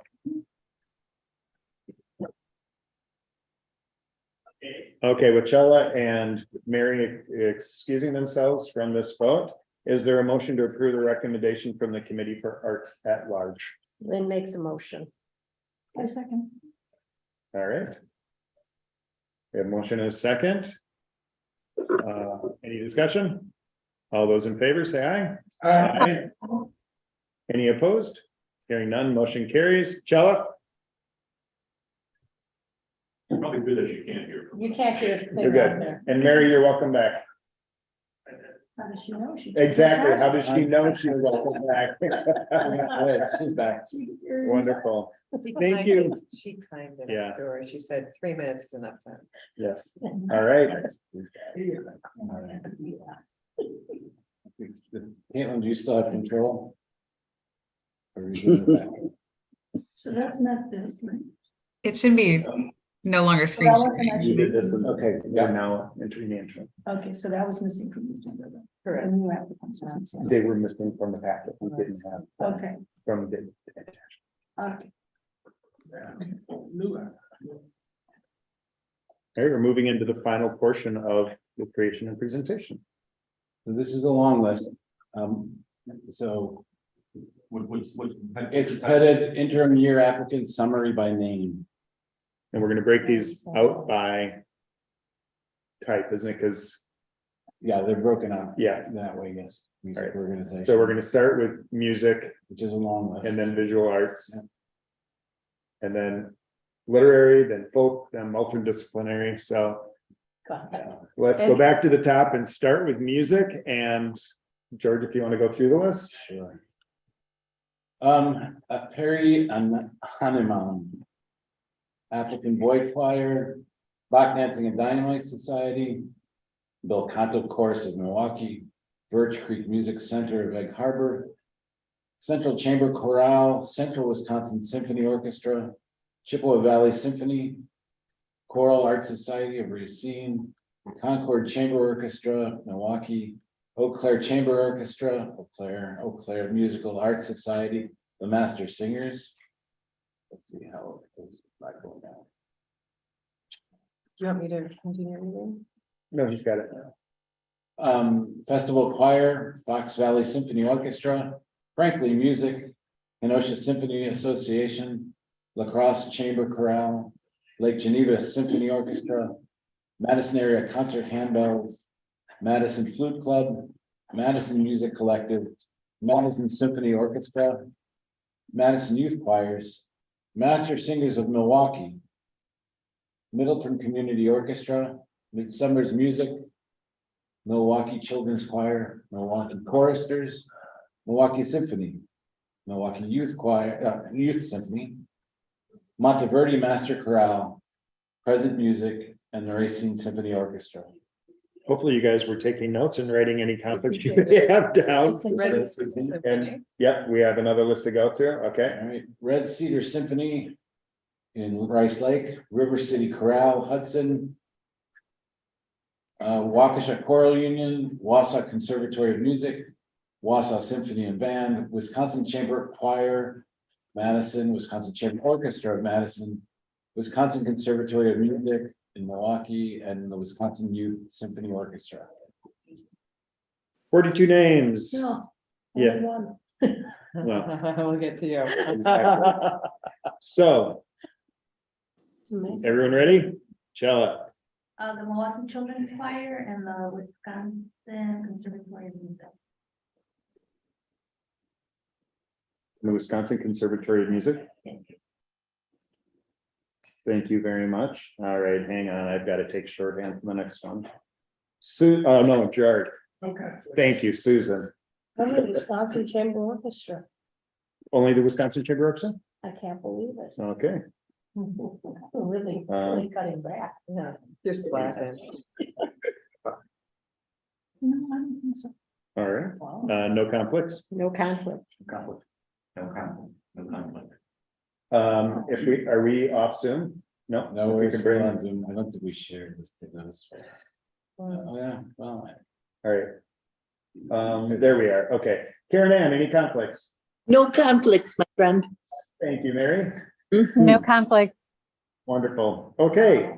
So let's make a motion for the 39 organizations, which excludes the Wisconsin Chamber Orchestra, the Wisconsin Conservatory of Music, and the Milwaukee Children's Choir So from this list. Thank you, Gerard.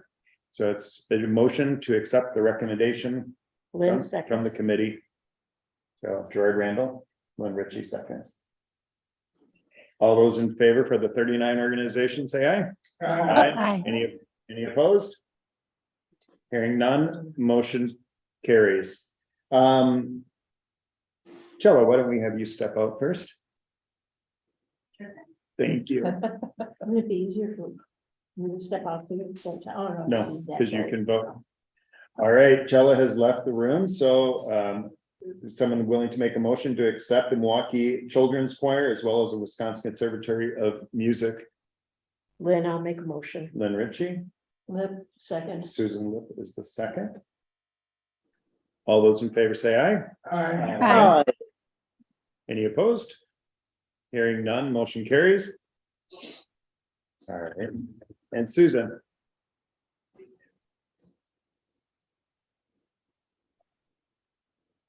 While Susan's coming in, I thank the invisible hand of Caitlin. We shared it because I hadn't shared it, but she shared it with the group. So Thank you, Caitlin. All right.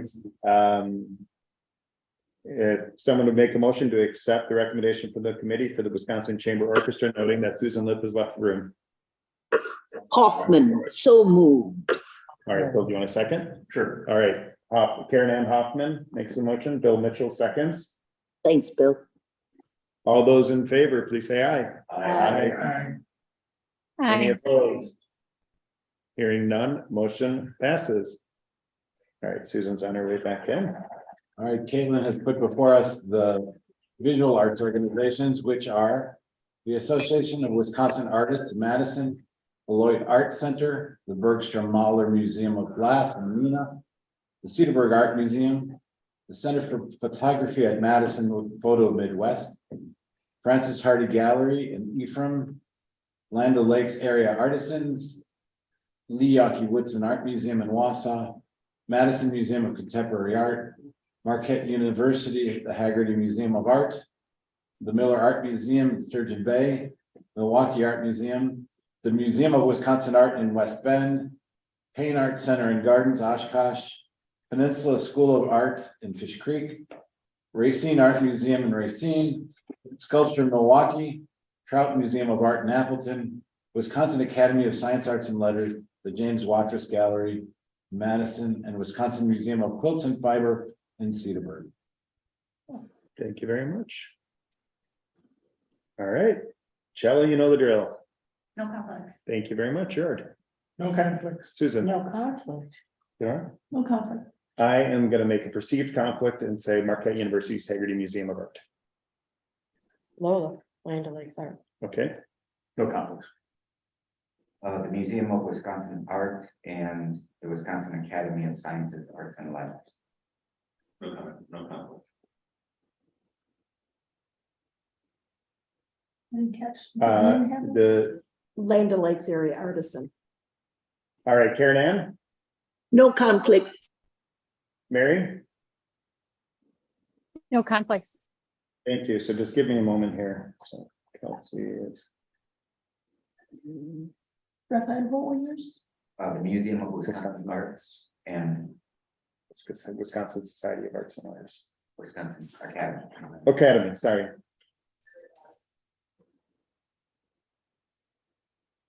And all right, so let's look at the 16 other organizations, and that excludes the Marquette University's Haggerty Museum of Art, the LOLA, the Wisconsin Association of Academy, excuse me, of Arts and Letters, and the Milwaukee, the Museum of Wisconsin. So is there a motion to approve the recommendation by the committee for the remaining? So moved. Thank you, Gerard. Is there a second? Johnson seconds, so John Johnson seconds. All those in favor say aye. Aye. Any opposed? Hearing none, those 16 have passed. I would like to now ask Raphael to depart momentarily.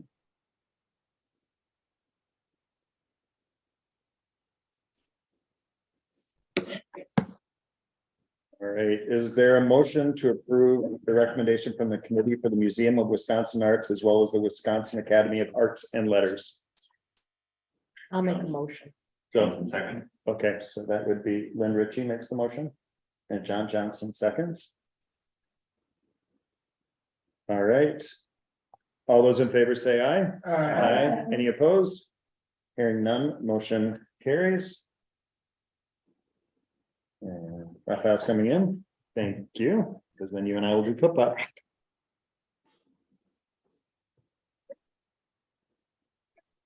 I'm not putting my last names in this. You don't process.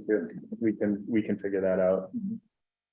Thank you. It's just if John Potter was here and John Johnson, that would be the only place where. Yeah. Okay, thank you. All right, is there a motion to approve the recommendation from the committee for the Land O'Lakes area artisans?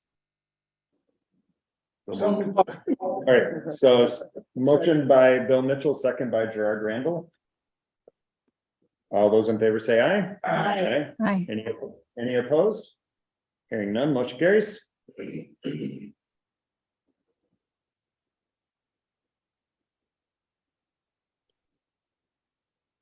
Okay. So I need a motion for Marquette University Haggerty Museum of Art. May I have a motion? So moved. Liz and Gerard second. Who motion? Susan was first, Gerard was second. All those in favor? Aye. Any opposed? Passed. Got to wait. Thank you for scrolling, Caitlin. Wonderful. So we'll go through multi-dis on this one. So Literary info. correct, all three of Oh, those. see. Yeah. Woodland Pattern is literary organization. Folklore Village under the Folk and Traditional Arts Organizations. And under multidisciplinary organizations, we have Artists and Friends of Viroqua, Arts for All Wisconsin, Madison, Art Start, Rhinelander, Black Arts Milwaukee, Milwaukee, Bookworm Gardens, Sheboygan, Dillman's Creative Arts Foundations in Lac Flambeau, Ex Fabula in Milwaukee, John Michael Kohler Art Center, Sheboygan, Kids from Wisconsin, Milwaukee, Latino Arts, Milwaukee, Linden Sculpture Garden, I would suppose that is in Milwaukee, Madison Children's Museum, Madison, Monroe Arts Center, Plymouth Arts Center, Portage Center for the Arts, Pump House Regional Arts Center in La Crosse, Shake Rag Alley, Mineral Point, Ten Chimneys Foundation, Genesee Depot, Theater Gigante in Milwaukee, TNW Ensemble Theater, Madison, and Waiawega Arts Organization in Waiawega. All right. Chella, any conflicts? Yes, Linden Sculpture Garden. No conflicts. No conflict. Oh, yeah, Latino arts. Okay, 1 second.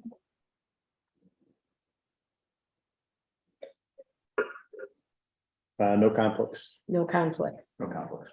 No conflict. No conflict. Karen Ann? I'm gonna say Shake Ray Galley is a conflict. Thank you. Okay, Mary?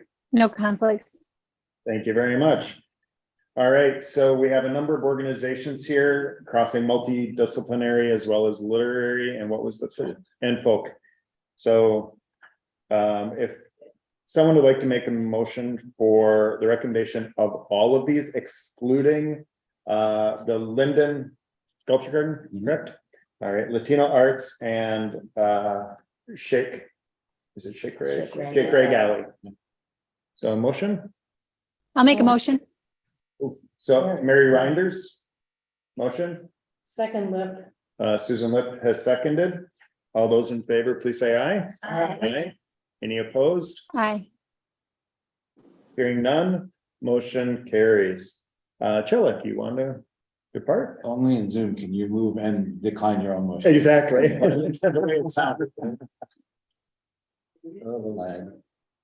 All right, wonderful. Chella has left the room. So is there a motion to approve the recommendation from the committee for the Linden Sculpture Garden?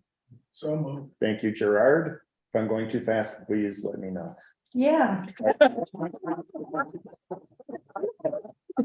have them written down. This is being recorded, so they can go back in a minute and get it. And Lynn, I'll second. No. So we have a motion and a second. All those in favor, please say aye. Aye. Wonderful. Any opposed? Motion carries. I asked it, the laughing was, Denora, you just have to let me know if I'm going too fast. She goes, yeah. All righty. I'm out. We're gonna give Denora fingers and brain and everything a chance to rest for a moment here. Go ahead and scroll, Caitlin, while we're waiting. Okay, is there a motion to accept the recommendation from the Committee for the Latino Arts? I'll make a motion. Oh, Chella was hand up and second by Richie, so we will make sure she is aware of this. We have a motion and a second. All those in favor say aye. Aye. Any opposed? Hearing none, motion carries. And the last group, Wait, we still have another one. you have one more comment? Yeah, Okay. so it was a motion by Chella, seconded by Lynn. Motion failed. No. I knew it. Motion carried. So, and then who was it? Lynn, Lynn. motion carries. All right, Karen Ann, if you can mute and turn off the camera, please. Wonderful. Karen has made herself invisible. So is there a motion to accept the recommendation from the committee for Shake Rig? Salute, Johnson. Thank you very much, John. And is there a second? Brand Gerard is seconding. All those in favor, please say aye. Aye. Any opposed? Hearing none, motion carries. Welcome back, Karen Ann. And thanks for continuing this traditional process, because even though there's nobody here observing besides Ann, there are people that will be out on YouTube, and it's good to stay in the process of making these conflicts very evident that people are staying out of the conversation. And this is on public record. Yep. So this is. So, thank you. All right, the presenters of the performing arts. Karen Ann is back. Yeah. She is. All right, so here they go. Cal Center presents in Reedsburg, the Campanile Center for the Arts in Minocqua, the Capital Civic Center in Manitowoc, Cedarburg Cultural Center, Chippewa Valley Cultural Association, Dane Dances They can come in. in Madison, Door Community Auditorium, Fish Creek, Early Music Now Milwaukee, Flambeau Valley Arts Association in Ladysmith, Gatherings on the Green in Mequon, the Grand Opera House or the Oshkosh Opera House Foundation, Green Lake Festival of Music, Janesville Performing Arts Center, the Lake Superior Big Top Chautauqua in Washburn, the Lucille Tax Center for the Arts in Spencer, the Mabel Tainter Literary Library and Educational Society in Menominee, Marcus Center for the Performing Arts in Milwaukee, the Overture Center Foundation, Overture Center for the Arts in Madison, Performing Arts Foundation, Wausau, River Arts, Prairie du Sac, the Salon Piano Series in Madison, Sharon Lynn Wilson Center for the Arts in Brookfield. Okay, South Milwaukee Performing Arts Center in South Milwaukee, Thrasher Opera House in Green Lake, the UW Green Bay Widener Center for the Performing Arts, UW Madison, Wisconsin Union Theater, UW Whitewater Young Auditorium, Viterbo College Fine Arts Center in La Crosse, and Wisconsin Lutheran College Fine Arts in Milwaukee. So. Everybody had a chance to review it? Starting with you, Chella. No conflicts. No conflict. I think I have conflicts, I'm not sure. Overture Center. And, but, you know, I'm not on that board. Is What is Jonathan not on Jonathan the is board? not on the board anymore. So is that a conflict or not? When did he retire or resign, or He retired from the board, then I don't think it's a problem. so that's not okay. And there was one other one that I had. River Arts says they're trying to get me involved. Okay, that's fair. That's a good reason to say. So should I? The Yeah. River Arts? Yeah, if they want you to be on their board, it's a good time to say. Okay. Okay. No conflicts. No conflicts. No conflict. No conflicts. No conflict. Woo-hoo. Ryan? Oh, We have to, also the Wisconsin. we have to wait for him to come back. Well, Union we have one Theater. more. I also have the Union Theater. Wisconsin, Madison, University of Wisconsin, Madison Union Theater. We can make sure that Mary and Karen Ann don't have Yeah. conflicts, and if he doesn't come back in time, we Right. can carry on. Okay. Union Theater, there's. Okay, Mary, do you have any conflicts? Yes, UW Green Bay Widener Center for the Performing Arts.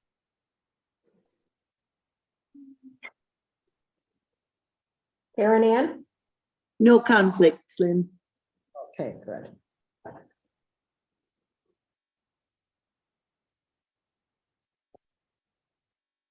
Brian has no conflicts.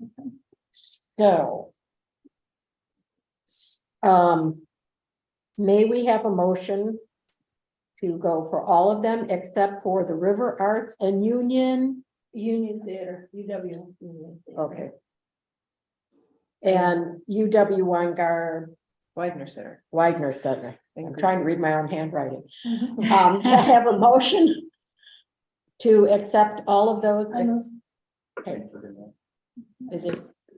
Ella seconded. All those in favor? Hi. Any opposed? Passed. Okay, so Susan, if we can have you leave.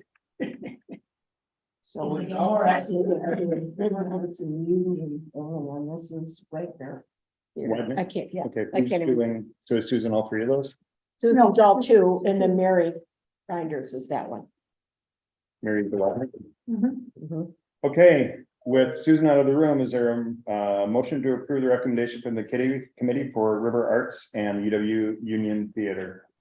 So moved. Thank you, Gerard. Is there a second? I'll second. Thank you, John. Motion a second. All those in favor, please say aye. Aye. Aye. Any opposed? Hearing none, motion passes. Susan is on her way back in. Mary Reinders, if you can make yourself disappear for a moment, please. All right, and Susan is back with us. Is there a motion to approve the recommendation from the committee for UWGB's Widener Center? I motion. Thank you very much, Denora. Is there a second? Second, Johnson. Thank you very much, John. We have a motion and a second. All those in favor say aye. Any opposed? Hearing none, motion carries. Welcome back, Mary. Does that conclude this? One more piece. Caitlin, can you bring up the one that says, those that didn't reapply in 23? I just want to be respectful of Chad's time. Yeah, yeah. I don't know if he's got any donation. It's just a very short thing, but I want you to see it anyway. If we can get it. The ones who did not reapply this year, I was a little surprised. right? That's why I want to bring it up, just so we can. Do we understand why? It's among the 5 that I sent out. It is, okay. Let's see, not returning. Just 1 minute, let's see.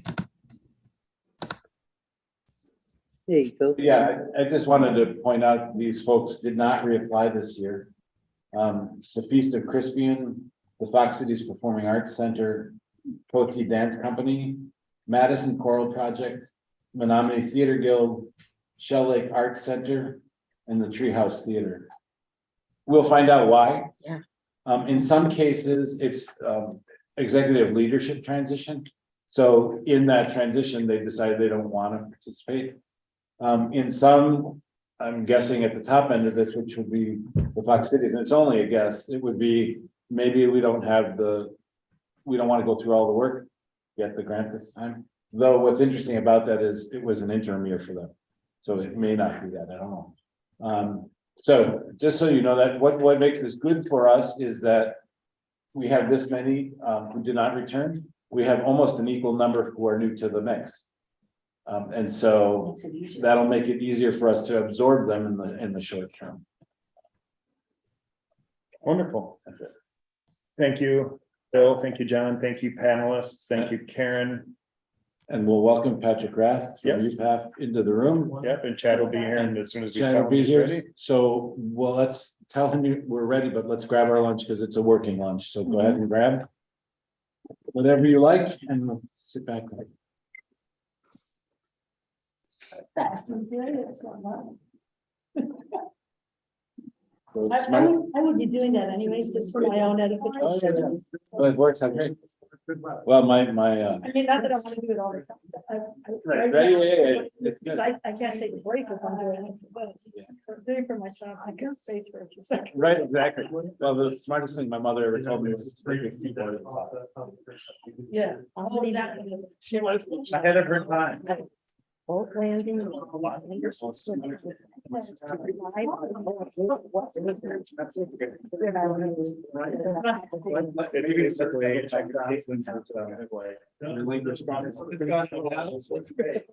York County International. How's it going? Which I will. Look for it this morning. You're grabbing stuff at home and grabbing lunch and we're gonna be going for it. Wait, I'm trying to share it though. Okay. Oh. And they share it. Oh, lovely. Yeah, if you share it through it's on YouTube. Well, Yes, where's what do you want to share? it's not that. That's fine, as long as you can open it on this time, it can be shared through this, just like we would share any other document. Every day it's like, please, God. Right. You know, they got dirty or something. Yeah, that's reality.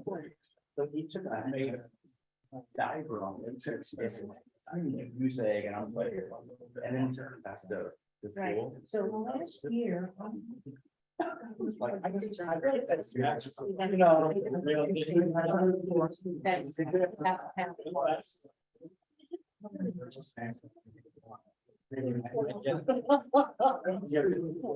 Yeah, I saw it. We haven't spent a lot of time with them, so it was not great.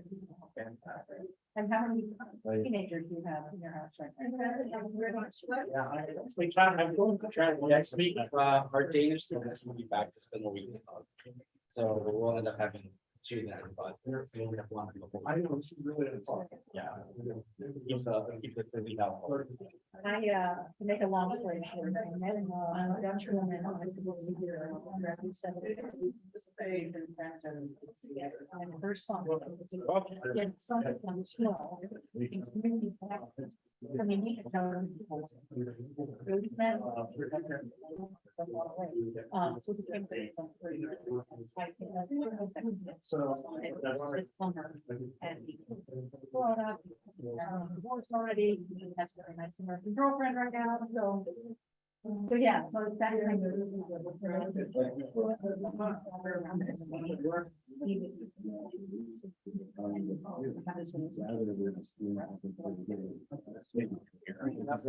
Exactly the same thing. Yes, exactly.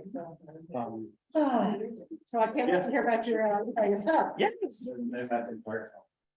Oh, for negotiation. Yeah. Well, Two more years.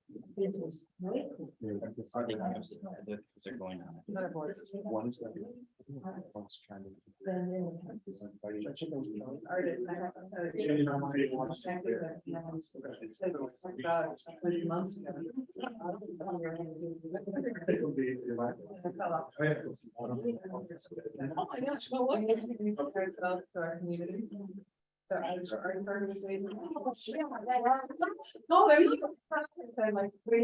to.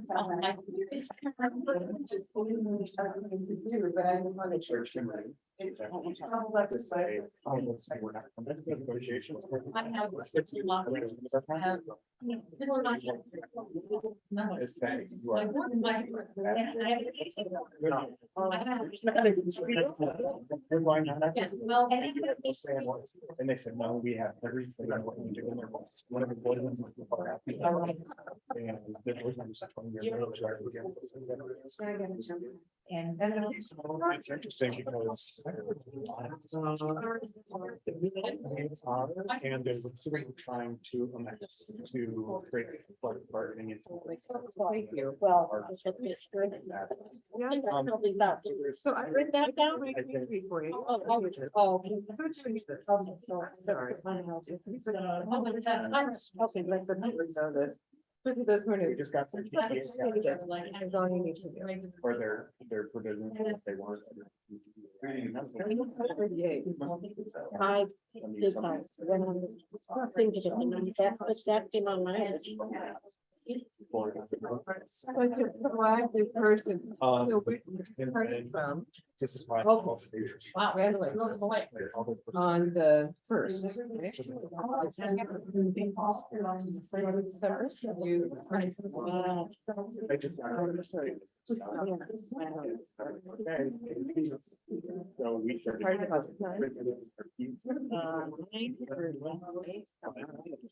And then you can return. Right. But today. I'm not going anywhere to that.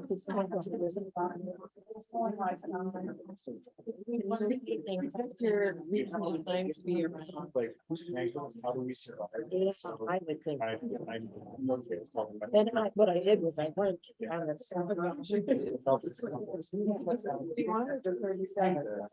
No, that's just the. I just put. Yeah, that's right. I just noticed. I get nervous. I noticed stuff. I didn't give you. And then past 38 goes here. So much. Yeah, I would just say.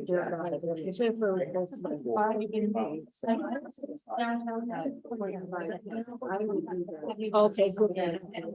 And in fact, I was. I know.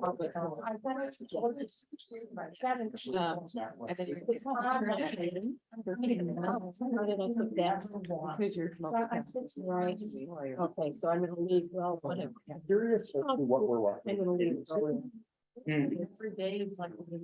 Take care. And then, No, I'm not gonna take it.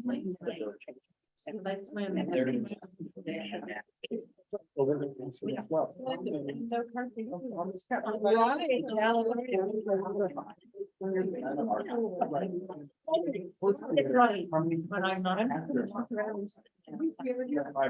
Don't show anybody. That information back to them because last week they thought. We were stunned.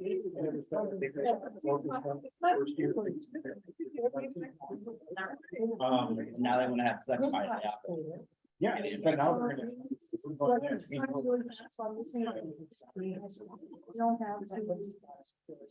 That would be a lot. But we're not touching that. 8%. Sorry.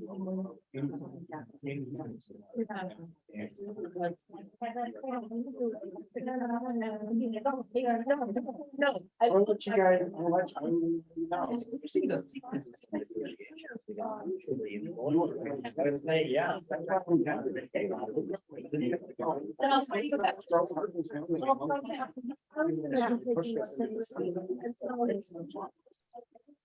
And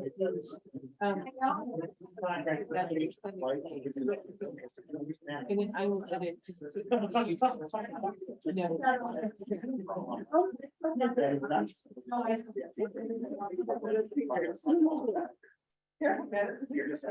Oh, at least. And so I'm gonna wrap. Is that like? All four theaters. So now they can all make. Why would they? Jeffrey Bateman used to do it for years. And he's furloughed.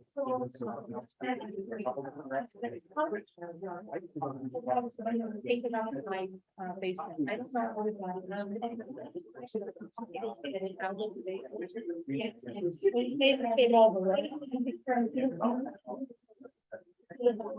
No, I just.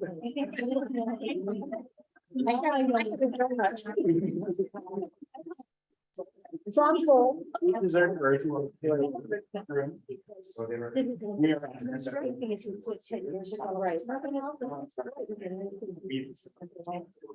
is one. Yeah, it's a piece of his new house.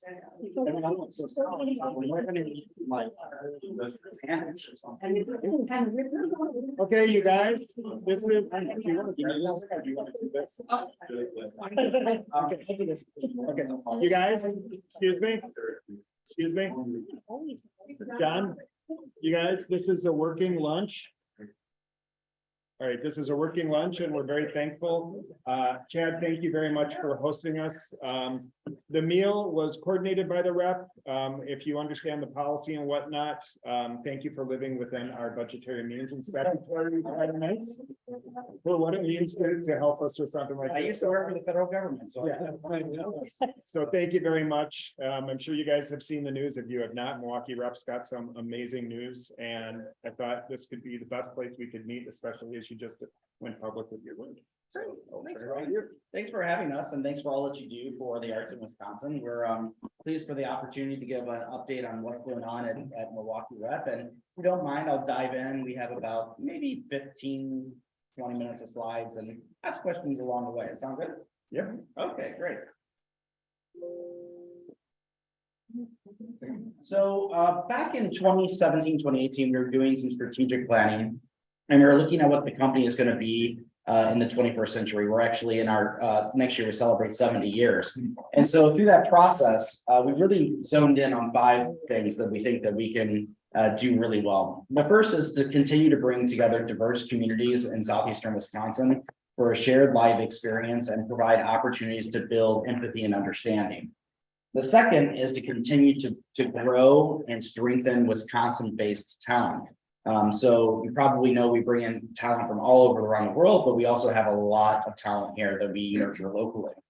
The third is that we have a really wide range of community partners, more than 100 plus, that are really focused on some of southeastern Wisconsin's best opportunities as well as the most complicated challenges. The fourth is that we're an economic engine for a growing downtown, and I'll talk a little bit about that here in a second. And of course, what we've been known for 70 years is world-class in theatrical production. Oh, I went backwards. Sorry about that. There we go. So equity, diversity, and inclusion has really been at the core of the company since its founding. I'm talking to people that might know this, but a lot of people don't. When Milwaukee Rep was founded in the 1950s, we were one of the first 10 professional theaters in the United States. All 10 had one thing in common. Anybody know what the one thing was? Every single one was founded by women. Everyone, including ours. So it was Mary John Sullivan in the 1950s. In the 1960s, we had our first artistic director of color. In 1970, 1980s, we toured Japan and Russia. In the 1990s, we used American Sign Language for the first time in a professional production. Since 2010, more than 50% of the actors on our stages have been people of color. And just 2 years ago, we received the first Governor Awards for Tourism and Equity, Diversity, and Inclusion. So this has really been core to the company really since its founding. This is what I was talking about in terms of growing and nurturing Wisconsin-based talent. And so we have programs that we bring in and we provide free training throughout the year. Then we provide opportunities at the end of that to have paid professional opportunities. And then a lot of these folks go on for training programs, and then we lure them back to Milwaukee. So this is the first cohort of a professional training institution. They went on to the Yale School of Drama, Juilliard, DePaul, Guthrie. We have now brought them back, 3 out of them, this year. So it's working to continue to grow talent here locally. We've also one of the largest providers of arts education in the Midwest. You're going to hear a second about how that happened and why it happened, but it's critical to the success of the state. This is the creative economy from 2018 to 2020 pre-pandemic. We're starting to update this now with post-pandemic information. But this is UPATH cornerstone organizations and their growth from 2018 to 2020. You can see Milwaukee Repertory Theater is at 22%. When I came in a decade ago, we were a $9 million company. Today, we are a $16 million company in terms of expenses. Our revenues last year were $26 million, which makes us the largest performing arts organization in the state of Wisconsin. Not only is it growing, but it's growing sustainably. We haven't had a single deficit in the last decade, so it's sustainable growth as well. But the challenge is where you're sitting. There's a reason why these chairs and this room has green carpet and everything is from the 1980s. So while aesthetics, of course, are not maybe unpleasing, the real issue is that the building is going to start very soon jeopardizing our ability to deliver on mission. I'm going to do that again. Oh, there we go. So here's some moments in our history. I love this photograph. So do I. Here's what's that? So do I, look who's in it. Who's that? Isn't it Jim McKenzie and the? You know more than I do. I do, he's the, one of the Peninsula Players people is. Oh, seriously? Yeah, Jim McKenzie's right there. Didn't know that. Well, the reason why I love this photograph is that this is Mary John Sullivan telling all the guys how it's going to be. So that's sort of how I didn't know. I'm being the executive producer from Peninsula Players Theater in Door County. But he wasn't the executive producer. Learn something for every day. And then 1955, we opened the Fred Miller Theater, and then we were there for 13 years. We outgrew it. 1968, we went over to the Marcus Performing Arts Center. We were there for 19 years and we outgrew it. In 1987, we opened the Baker Theater Complex. That year, 2 other Milwaukee landmarks opened. One was the Bradley Center, and the second is the Marcus Amphitheater. Anybody from Milwaukee in this area? Okay, what happened to those 2 places? I was gone by then. This has now been knocked down and we have a Pfizer Forum. This has now been knocked down and replaced by the American Family Insurance Amphitheater, both for the same reasons that we have. They could no longer serve their original purpose. But it's scary that building was, I was the first graduating class from Marquette in that. And how is it, you know, I'm like, I'm not that old. Well, you know, I'm 43 and I'm starting to feel like I'm getting really old. So you can see I'm hobbling around today because I had to go to the foot doctor. Well, there you go. So in 2018, I was pulling up to work and there were fire engines in front of the building, which is, you know, never a good sign. I thought maybe I should just go home. And I was like, well, what the heck happened? Come to find out, we had an elevator fire. Our freight elevator over there caught on fire, and we had a piece of equipment that failed. And once we looked into that piece of equipment, it hadn't been manufactured for more than a decade. So what was happening was things were failing. We were going on eBay to find parts because they haven't been manufactured, and that's how we were servicing them, right? I thought this can't be good. So I went to the board and I was like, we really need to do a full facility audit to figure out what's going on with our complex. So we brought in Auerbach Pollock and Freelander. They're probably the most well-known performing arts facilities consultants in the country. They've done Lincoln Center, Guggenheim, Carnegie Hall. They spent the entire year with us, opening up walls, looking at systems, talking to the community, and they gave us this massive 200 plus page report. I will boil it down to 4 big things that they told us. One, the theater is just completely outgrown the facility. So when they built it in the early 1980s, nobody understood that it was going to be one of the largest 10 theaters in the United States. 300,000 people come through these buildings, come through our theaters every single year. It wasn't built to handle that capacity. The second, as everybody in here probably really understands, how you build and tell stories, create productions, very different today than it was in the 1980s. So when you go to say, I just came back from New York, I was seeing a whole bunch of different things.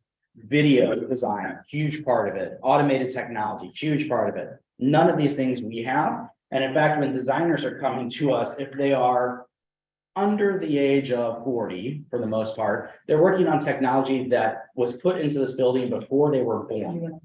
And they have no clue what to do with it.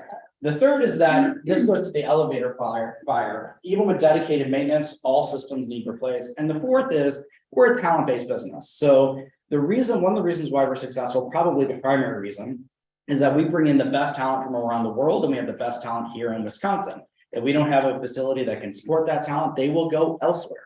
So if you take a look, at least in southeastern Wisconsin, we are the last of the arts and culture organizations to have a major investment in facilities. But if you look nationally at our competitors, because they are the Lord theaters across the nation are probably our best frenemies, as I already know that term.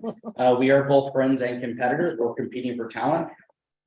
Every single one of them has got a facility that is significantly better than us. So if we don't make this adjustment, we are going to lack a competitive edge.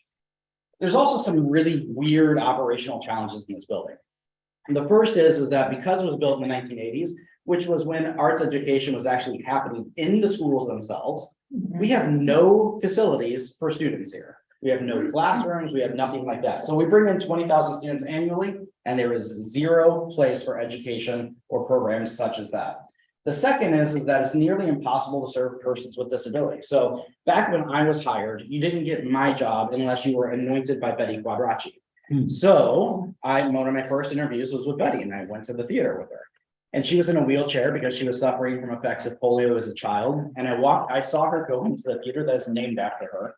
And she went all the way to the back, all the way to the right. And I was like, Betty, why were you in the worst seat in the entire house? And she said, that's the only place my wheelchair can go. So our theaters cannot serve with any level of dignity or respect of people with disabilities. The third is we have no unified public lobby space. So we bring in all these new audiences. They park in our parking garage, come up through our elevators, go out into the Milwaukee Center, and they are now completely lost. They end up at St. Kate's, they end up at the PAP, they end up at Associated Bank, and they have no clue how to find us. So we have a wayfinding issue. If you go to our performances, you'll figure out really quick, we have undersized restrooms, which is particularly a problem for the ladies. Energy and efficiency. I joke that, we're the best customer of We Energies because all of our fixtures are 40 years old and they burn energy, and it's not good for the environment, not good for our bottom line. And we're spending in excess of $1 million every year just to patch holes and leaks and these sorts of things. So these are some operational issues. So here's the solution. Auerbach College and Freelander, working with FCU Ewing architects, have designed this conceptual design now on how we're going to move forward as a company. The first big decision that we had to make was, are we going to leave downtown? So you've seen it with the Milwaukee Public Museum. They had a historic building, took a lot of money to redo the historic building, so they decided to leave and move elsewhere. We have some of a similar challenge. But if we were to leave, the question then becomes, what happens when you leave? So it's easy, in all honesty, to make a decision. This is no criticism on the public museum, but it's easy to make the decision to leave and not consider about what happens to what you're leaving.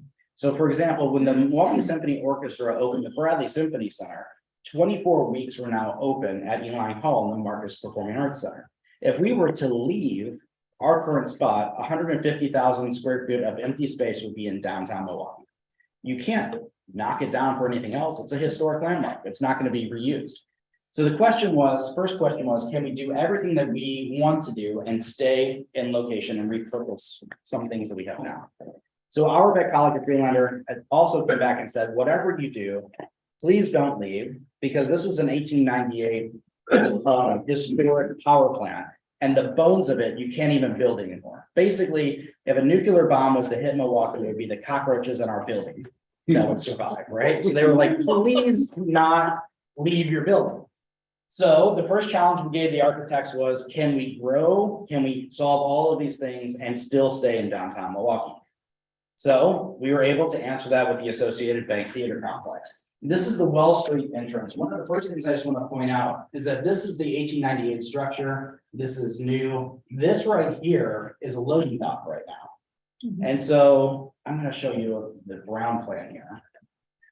So this area all right here is a loading dock. So if we want to create a unified lobby, we want to have more public spaces, we want to have opportunities to host community partners, we have to have more space. This is about 30,000 square feet of more space that we can use. The second thing that I want to point out, and as you have experienced here, we have 5 floors, 6 if you include the basement, but I'm not going to show you any of the ground plans except for the first floor. This area right here is our production center.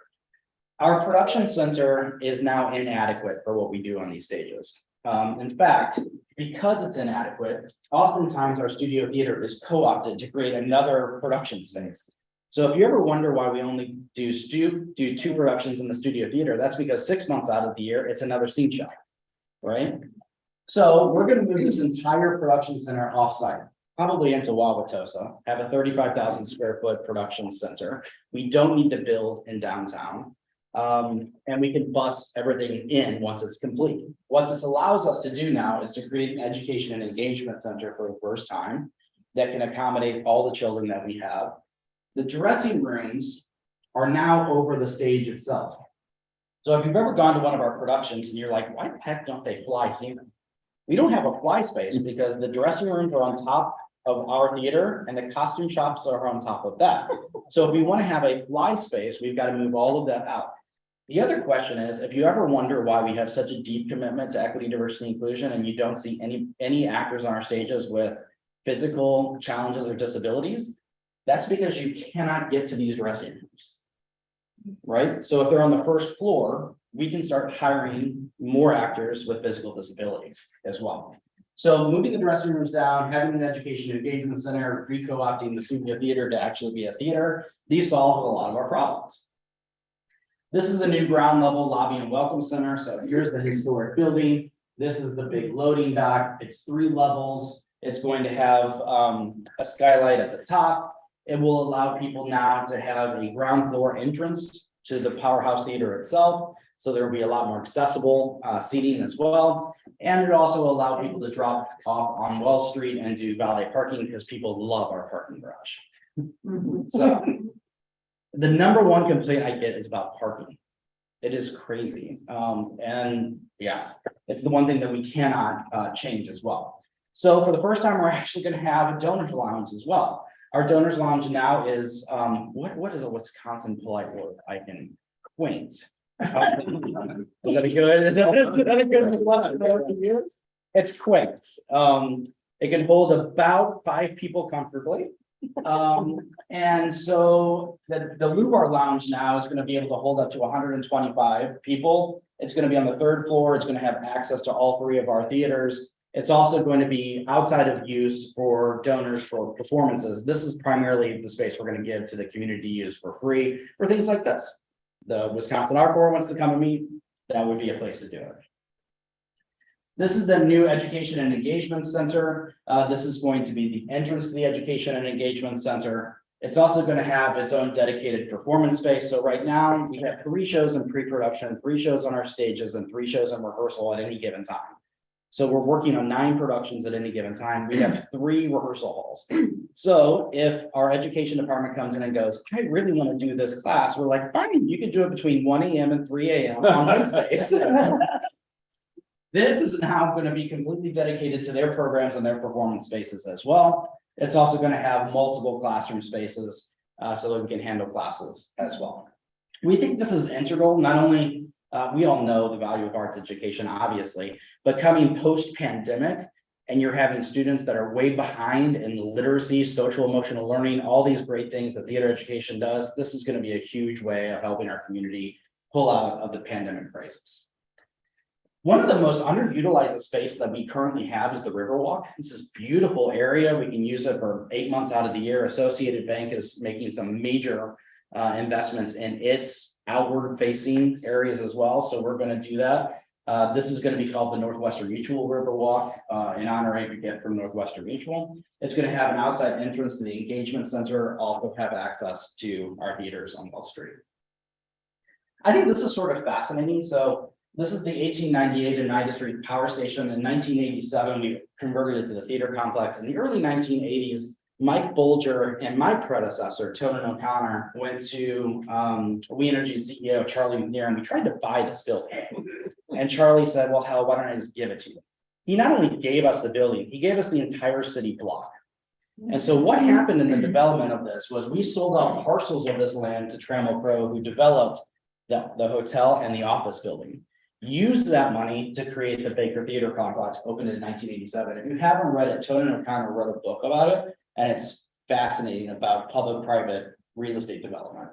By the way, Tonin is 91, and she is doing a hell of a job helping me fundraise for this building. She is amazing. She is just a remarkable. And when she left us, when she was 65, she had another 20-year career leading the Zen Center here. So just amazing. So here we are, and then here's we're going to go in 2025. Hopefully, this repurposes this building for the next 40 years. This is the construction budget. Well, when we started this project in 2018, it was $66 million. You might have heard we're dealing with some inflation these days. Hunsinger Construction is who we are working with. They built Miller Park, for example. They're a great local firm. It's now $77 million. We're trying to get it down to 75. So we're doing some value engineering. But here's the trickiest part for those of you that operate companies. This will be the third building project that I've done in my career. And I've never tried to do one while we were operating on site while building on site. So we thought we were going to drop the entire complex down, move out remotely for a year and a half while we built this. That's what I did at Arena Stage in Washington, DC. I thought it would be relatively easy because I had that experience. Along comes a pandemic. We dropped this place down for 18 months and there was zero appetite to drop it down completely again. So as we are doing work on one area of the complex, we will be performing out of the other area of the complex. Our architects and our construction folks tell us this is absolutely possible. I don't tell them because, you know, HVAC systems are all, I don't know. They tell me it's all possible. But we are going to see how that is. We have very adventuresome audiences. So I think they're going to roll with us. We will be offsite, I think, once or twice. And an interesting twist of events, I've been working with Kendra over at the Marcus Center. I think we'll be performing in the Marcus Center again for the first time since 1986. So that will be one of the areas that we'll do. And this is the great team that we have working for us. So we have about 100 volunteers working on this, including our board and campaign cabinet. EUA is our architect, Hunsinger, Chamberlain, Campbell and Company, and Mueller Communications is doing our PR. Fantastic work. They've been able to raise $43 million in 10 months, 11 months, including a great gift from UPAP. So thank you, Patrick. And we're hoping to get it all wrapped up and start construction in the end of 2023. So Sarah O'Connor bringing back all kinds of memories. Well, when I was a graduate student at the Bowl Center for Arts Administration, she came to our collegium, which we organized. It was called Targeting the Arts Audience of the 1990s. So I'm feeling a little older. But all the good memories. She's great. So Tonin, you may or may not know, previously known as Sarah, was the first president of TCG, which is the professional service organizations of theaters, first president of LORT, and one of the very first female CEOs of a theater in the United States. And in 91, she can still outdo stairs with me, which is remarkable. I'm huffing and puffing, she's going up our stairs and he's behind. So like, it's remarkable. Any questions? I definitely have one, but others. I just have kind of a structural question. So you're taking over your loading dock and entry area, you're offsetting all the screening, all the production kind of construction. Are you gonna get it in? Yeah, so I should have said we have 2 other loading docks in this building. We have 3 loading docks and completely. We actually don't usually use this loading dock that we're taking out. We have other loading docks that are actually more accessible. And so that's how it's going to be. It is going to be a very significant change for how this company operates. So when I was both in DC and Los Angeles, very common to have offsite production centers.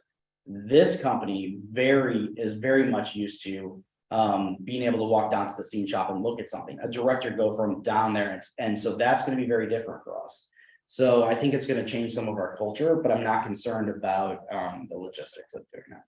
Can I failed to have us do something at the start of this, and I don't want to presume that you know who's in this room or where we're from, so I'm sorry. So Denora, why don't we start with you so we give Chad some background as to who sat through his presentation and who's posing questions. I'm Dinora Marquez, and I'm the Director of Latino Arts Streams Program here in Milwaukee. Oh, fantastic. Brian Kelsey with Peninsula Players. Lynn Ritchie from Land O'Lakes, board member of Lola. Bill Mitchell, Lancaster. I serve on the board of Roundtree Gallery in Platteville. I'm an artist as well. Fantastic. Rafael Salas, I'm an artist and professor of art at Ripon College. John Johnson, I'm from Madison. I'm engaged in some arts groups in Madison. I'm the deputy state superintendent. Great. Patrick, you made. Oh, yes, I think Jen is. But just to other people, so. Oh, yes, I'm Patrick Pratt, President of the United Performing Arts. Thank you for being here. Karen Gishko, staff with the Arts Board. Hi, Chela Garcia, Walker's Point Center of the Arts, here in Milwaukee. Gerard Randall with the Milwaukee Education Partnership here in Milwaukee. Susan Lip, You know. So, her company. You know her company. but I own a company called Full Compass. We're a professional audio, video, and lighting business. So if you need stuff. Absolutely. You're behind me though. That's it. And Pat's previous house. And my question is this, because you've said this to us. Can I just say who's listening to him as well? We have Karen Ann. You can, because. Stop share. Oh, there we go. There you go. You have Karen Ann Hoffman. So Karen Ann, do you want to go and introduce yourself, please? Oh, sure. Hi, it's good to see you. Thank you for the presentation. My name is Karen Ann Hoffman. I'm a Haudenosaunee raised beadwork artist. I'm living out in the Stevens Point, Wisconsin area. So it's good to meet you. Mary? I'm Mary Reinders with Reinders Research, and I'm based now in the Madison, Mount Horeb area, but I consult with a lot of arts organizations, including UPAF in Milwaukee. Thank you. Caitlin? Hi, I'm Caitlin Burrow. I'm staff at the Wisconsin Arts Board. And Dale? Dale Johnson, Arts Board staff. Thank you guys very much.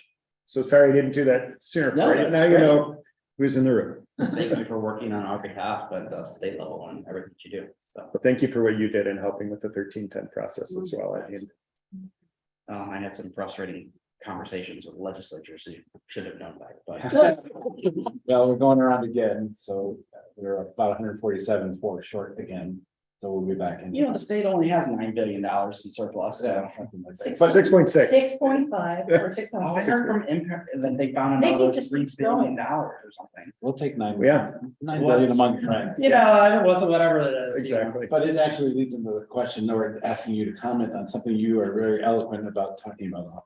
And that is, when we think about arts funding in Wisconsin, we think about what's coming to the Arts Board, but we also have a local, we have a state component, and you've often talked about what your frenemies, using your term of today, are receiving from local, county, and state in other places, and then showing what the rep is doing miraculously with less funding than some of those frenemies. Can you talk about that for a second? Yeah, I remember back, I just had my job in 2013 and they named a new chairman of the NEA in 2014. And she called me and she said, I'm gonna be in Milwaukee.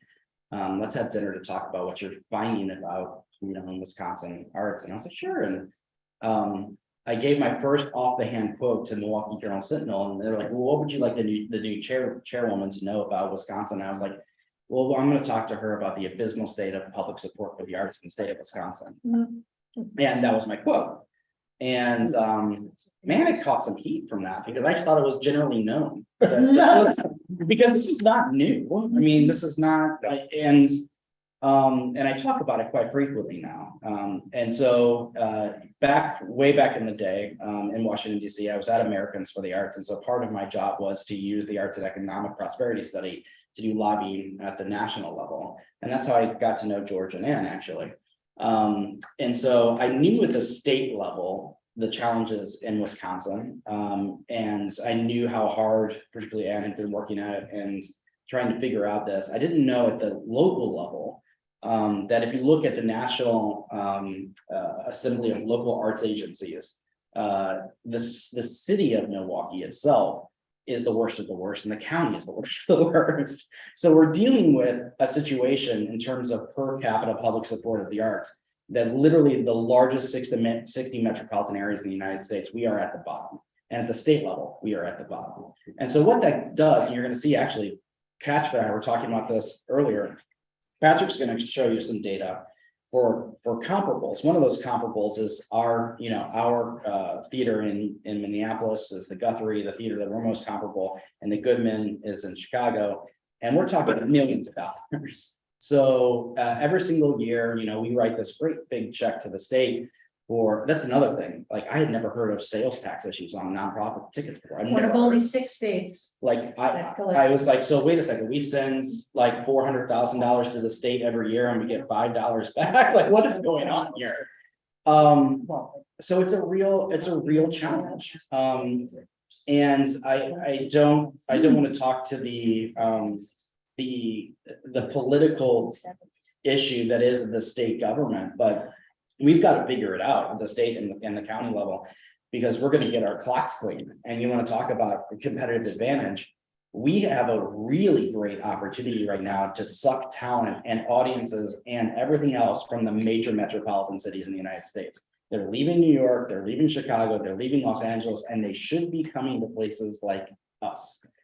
But that is dependent upon us having really high quality arts and culture, which is dependent upon us having a diversified funding mix. The only reason why we have the arts and culture that we have in southeastern Wisconsin, to be quite honest, is private philanthropy. And we're seeing what's happened in private philanthropy. And let's be honest about it. Everybody's reading it. Harley Davidson is, pulling out. We have just the announcement yesterday, American Family Insurance has canceled its downtown headquarters. Johnson Controls now is owned and operated by an Irish company. They're serving Busch beer in Pfizer Ford. These are all the trends that we're talking about. I mean, I come from St. Louis, so I can say that. If there was an announcement that Miller beer was being served in Busch Stadium, the whole world would collapse, right? But the corporations that were core to who we were, they're not providing the support that they once were. And it's going to become critical. And this is why public support has got to be part of this mix. Because you're 43 million on the way to 75 through private philanthropy. But when you get to the point of having to operate, those philanthropists will still be there, but not at the same level because they put their names on stuff. But the operational money has to come from somewhere. Yeah, and actually, I should say, if I was a strategist advising these companies that I just mentioned, I'm not sure I would do it differently. Harley Davidson is an international business. They have to make investments all over the world, no doubt about it, right? Same thing with Johnson Controls, same thing with everything. So these companies cannot keep Milwaukee-based culture afloat 100% as they always have done. They can't do it. And it's not fair to ask them to do it. It's time that our public support comes back, and it's time that our politicians start to realize what we all know, which is arts means business, big business for the state and for this region. Let me offer this. Almost every major arts board, including UPAP, over the last 30 years, I've served on those boards. And in fact, at one point, I was on the Marcus Center board, the Symphony board, and UPAP board at the same time. It's true. And that was a time when folks were talking about what will be the useful life of the Marcus Center. You mentioned Charlie McNear. And at the same time, a little later in the conversation, you mentioned corporations moving out. What it meant by having those corporations based here is that the people that ran those corporations were here and they were invested in this community. And we don't have that same mix that we used to have. You can point to Northwestern Mutual as being one of those shining examples, but their leadership is invested here, not just. We Energies is the same. We Energies is the same. I could go around and look at all of the folks who are still making investments in this community, and almost to a T, it'll be the people who are leading those corporations are here. And they're the ones that continue to make the difference. When it comes to the state's investment, you pointed out the public museum. I've been on that board since '92. They got $40 million from the state. That was huge, but it was all in how the message was articulated. The city will get a tax, city, the county, it's gonna happen. It's all in how the message has been articulated. You can't go around and keep poking folk in the eye and expect that they're then gonna give you a generous response. And part of what we've done, I can understand, we can point out what has not happened. But I think in our messaging, we have to point out how they can become our partners. And we have to do it in such a way that they really feel like partners and not like somebody that just has a wallet that they should open up just because. And I don't know that we're gonna change that dynamic until we change that dynamic. And so I always listen to how the message is being delivered as one of those that has to go out and help deliver the message. And I think we have to really take a step back and realize that if we want real partners, we have to deliver the message to them so that they feel like real partners.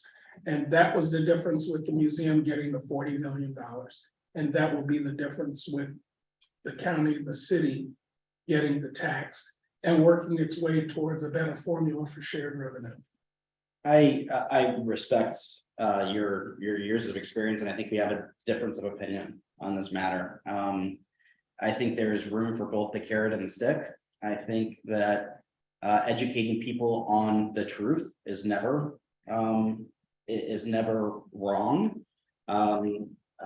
You know, I talked to Dr. Sinsky quite a bit because we're both in major capital campaigns. I think not only did they do some exceptional work, yes, in carrying the absolute right message and meeting with right people all over the state. I also think they spent millions of dollars with an exceptional lobbying group. And that's how the Schreiber Group makes their money. And arts organizations shouldn't have to spend millions and millions of dollars on lobbying groups to get that message across. I agree. So there's lots involved here. You know, I was having a meeting yesterday with Senator Larson, and Senator Larson is our representative here at the state, really knows arts and culture well, and he had no clue that we were the last of all the states in the country. And I'm like, how would we not, how do we carry that message more? Because he said, this is just his opinion, my opinion, everybody else's opinion. He was like, listen, like, we benchmark ourselves, and he's like, our legislature understands to some degree the impact of arts and culture, but it makes us look really bad when we're the worst in the country. And people need to understand that. So I always look for an opportunity to try to message how we can be better partners. And still, I think we need to educate people that we are the worst in the country, and not be afraid to say that, because that's the truth. For us, it's coming up on our 50th anniversary next year. And to be 50th in the nation at our 50th anniversary, very difficult thing. But it provides us with a point of messaging that we're going to have to take advantage of. Yeah. And we're going to have to, it's not just, we're caught in I'm a Wisconsinite by choice. You know, I moved here a decade ago, and I've created a family here, and I love being here. And the theater just renewed my contract for another 7 years. So I'll probably be here for the majority of my professional career. But that said, this revenue sharing problem that Southeastern Wisconsin has, all this stuff, it's got to be solved. And if it's not, the future of Milwaukee and the state of Wisconsin is very much in jeopardy. Imagine what you're facing in Southeastern Wisconsin with the corporations you have, and now look at the rest of the state. The lack we Same have everywhere. when you start going up to Northeast Wisconsin and start, you know, where that is, it amplifies as the dollars diminish. Yeah, I mean, I don't know a lot about the Marcus Center's, you know, specifics. I do know that they face county funding challenges, just like the public museum did, and the county is challenged by the revenue share from the state of Wisconsin. It's all the domino effects, right? So I'm hopeful. That's why I'm here. I will say though, in that $75 million campaign that we just talked about, anybody want to take a guess what we think we're going to get from public support? 90%? Zero. Oh, from public, okay, I thought you meant your private. Zero, Okay. zero. Yeah, zero, yes. I'm from the state of Missouri. The state of Missouri is 90% conservative, Republican. They just put through a massive art support campaign through the state of Missouri, millions and millions and millions of dollars. And it's building lots of arts infrastructure right now. We can do it. This is not a liberal versus conservative thing. This is an arts thing that should be able to bring us together. And again, it's how you message it. Yeah. And right now, we're not messaging it in a way that's attractive to those that need to open up their generosity. They are, but not enough. No, we're not doing it. Trust me, we're not doing it. Otherwise, we would have a different response. And I think it's great that both Chad and Gerard are in Milwaukee, and I look forward to you guys having lunch. No, respectful of our time, but also respectful of, it sounds like a further conversation needs to take place on this. No, I mean, Patrick knows me very, very well and knows that I'm an equal opportunist on really thanking and rewarding and being, and at the same time, if you have to throw a punch, sometimes you have to throw a punch, absolutely. You're a nonpartisan rebel, Rose. Yeah. Well, what I say to our board is sometimes you cannot put the Chihuahua in the middle of a junkyard brawl with a Rottweiler. Yeah.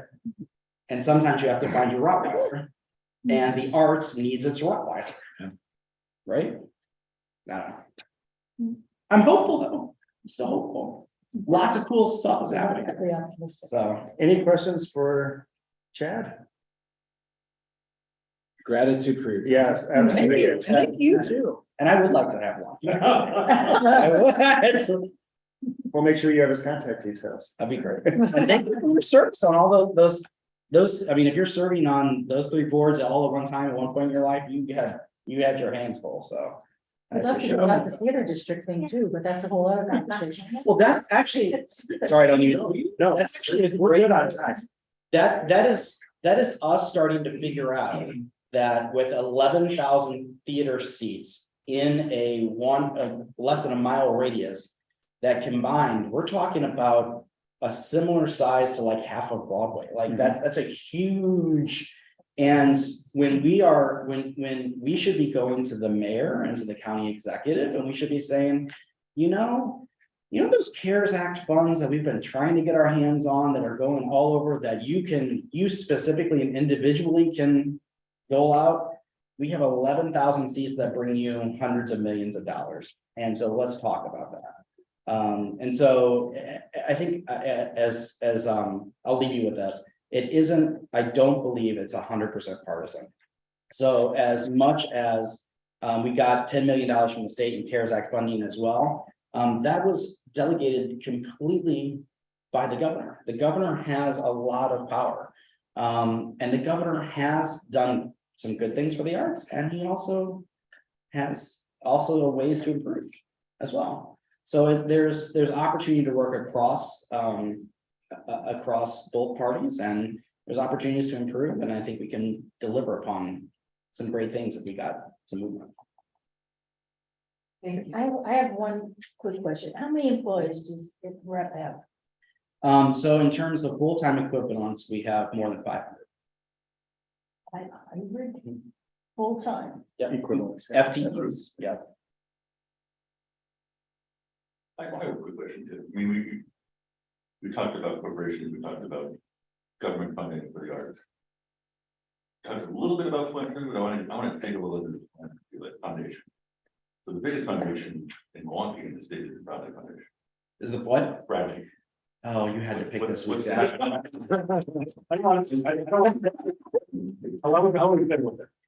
to take this scan politically here. So no scan there. I just want a simple question. Question is, what's the funding or what's the support for the arts in that foundation? what's the, How much is the Bradley Foundation support? We're just, yeah. depends on what they. Is this, sorry, I'm asking just I will first off say the Bradley Foundation has been incredibly generous for decades and decades and decades. Let's just start there. I guess I want to be careful in the sense that I don't want to speculate. Is this being broadcast or? It is. Yeah, I don't want to speculate on something I don't know. That's the problem. Okay. I will say that I can speak to our experience. The Bradley Foundation has increased its support on the annual side since I started. This is all part of its foundation filing, so it's public information. We received $100,000 in annual support when I started in 2013. We're now at $200,000. So in terms of that in the last 10 years, doubling it is really nice. I mean, that's a good strong. So I think the Bradley Foundation is actually known publicly much more for its political activism, but locally it's done a lot for arts and culture. That's my question. Yeah, I can't speculate on what the future is going to hold, but at least that's what has been my experience. Thanks. Thank you. Thank you. Thank you.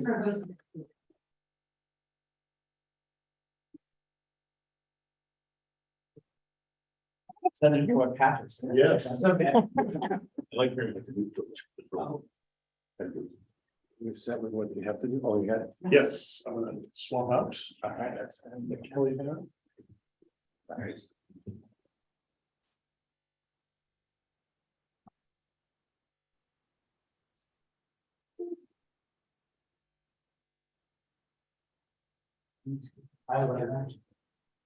Yep, there you go. Jumped right up. Like that.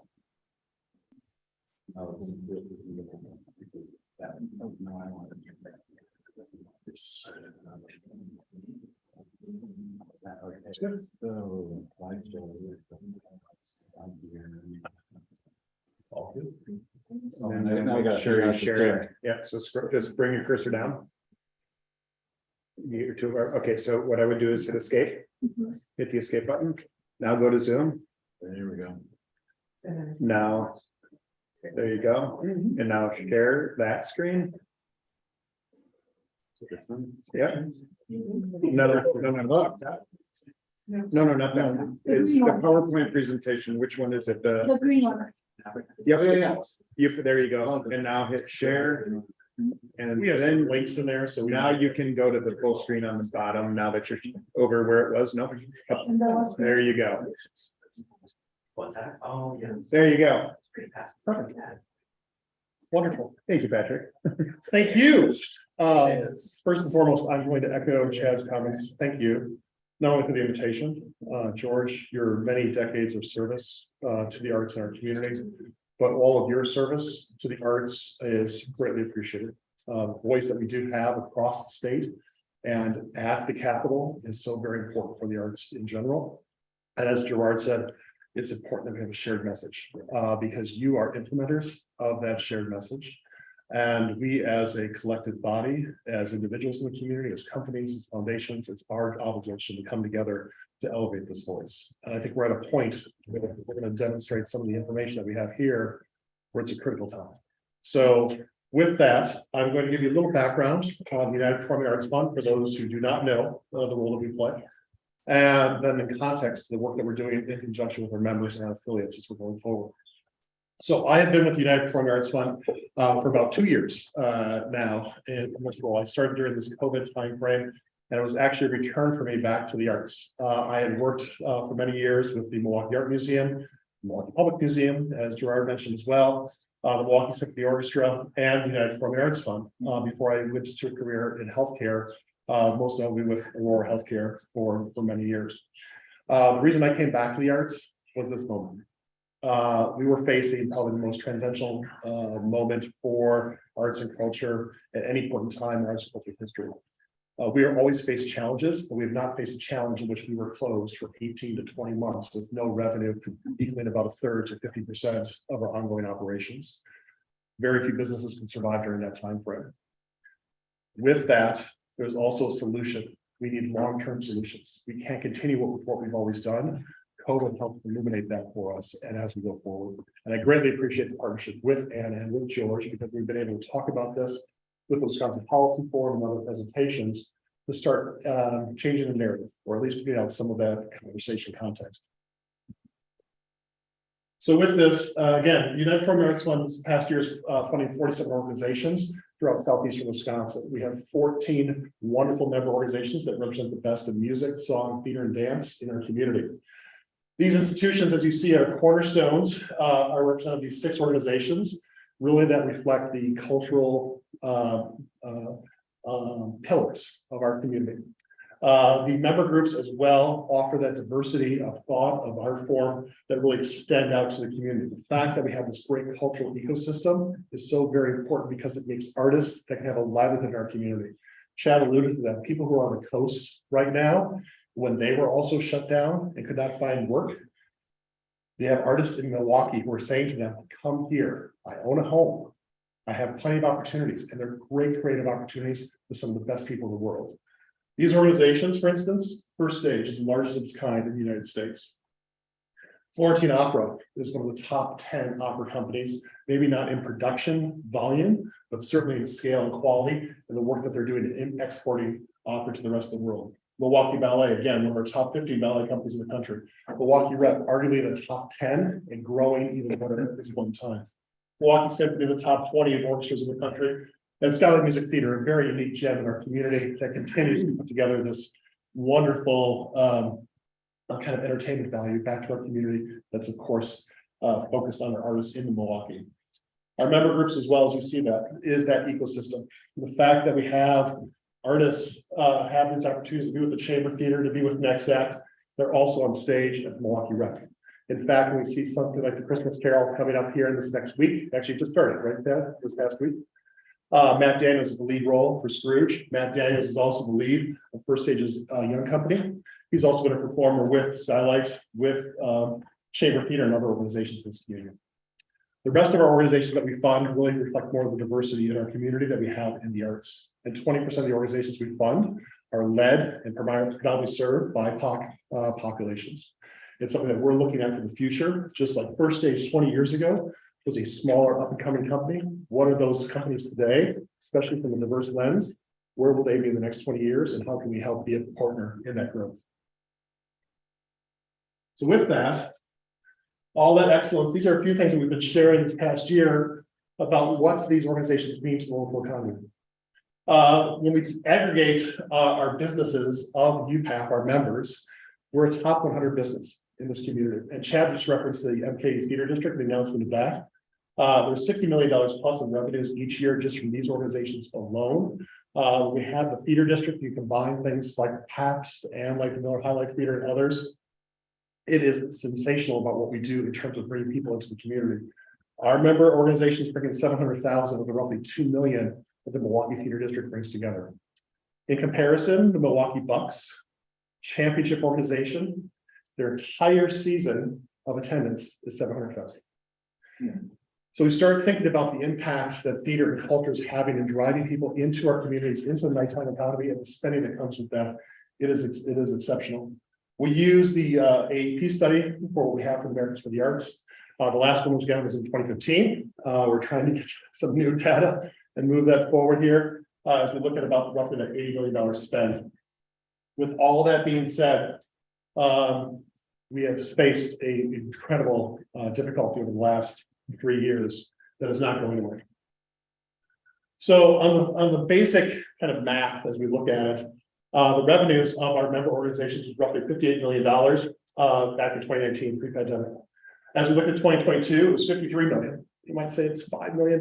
This is recoverable. We can get to this point. It's not that hard to get there, but it's the underlying issue that's really taking place, because as part of that $53 million was $15 million of one-time government funding that came through this shutter betting operator grant predominantly for organizations. And that is not there in 2023. So this is what we're looking at. The combined revenue loss collectively of our members has been roughly around $38 million through 2022. That recovery has really continued to be slow, mainly due to ticket sales. Audiences have not come back. It was a routine that they were not used to, the hesitancy about being in closed spaces with many people, even though the investment that our theaters put into HVAC handling and safety protocols was the most extensive you'd find anywhere else. It was much safer to come in the Quadracci Theater than your grocery store. People didn't stop going to grocery stores, they stopped going to theaters. And so this is part of what we're trying to do, is to bring that back. And there was also concern about whether or not those performances would go on. There was over 100 canceled performances this past year due to COVID protocols. But it would just take one instance for a lead to be out, didn't have an understudy, that production shut down. It would take then those 5 to 10 days before the even start up again. That caused cancellations. Many times those ticket amounts were refunded back to the attendees as well. Now, as I said before, there was $15 million of one-time government funding. That was 25% of the overall revenue mix for last year.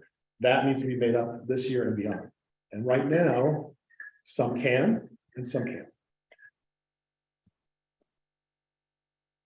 So we start talking now as we go forward, what is a healthy sector? It's important for us to not be about where we've been. And I think Gerard's point is excellent on this. What's the narrative as we go forward?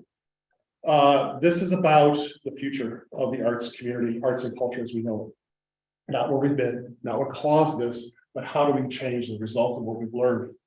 In 2019, this is again a reflection of the UPATH members and the breakdown of their funding mix.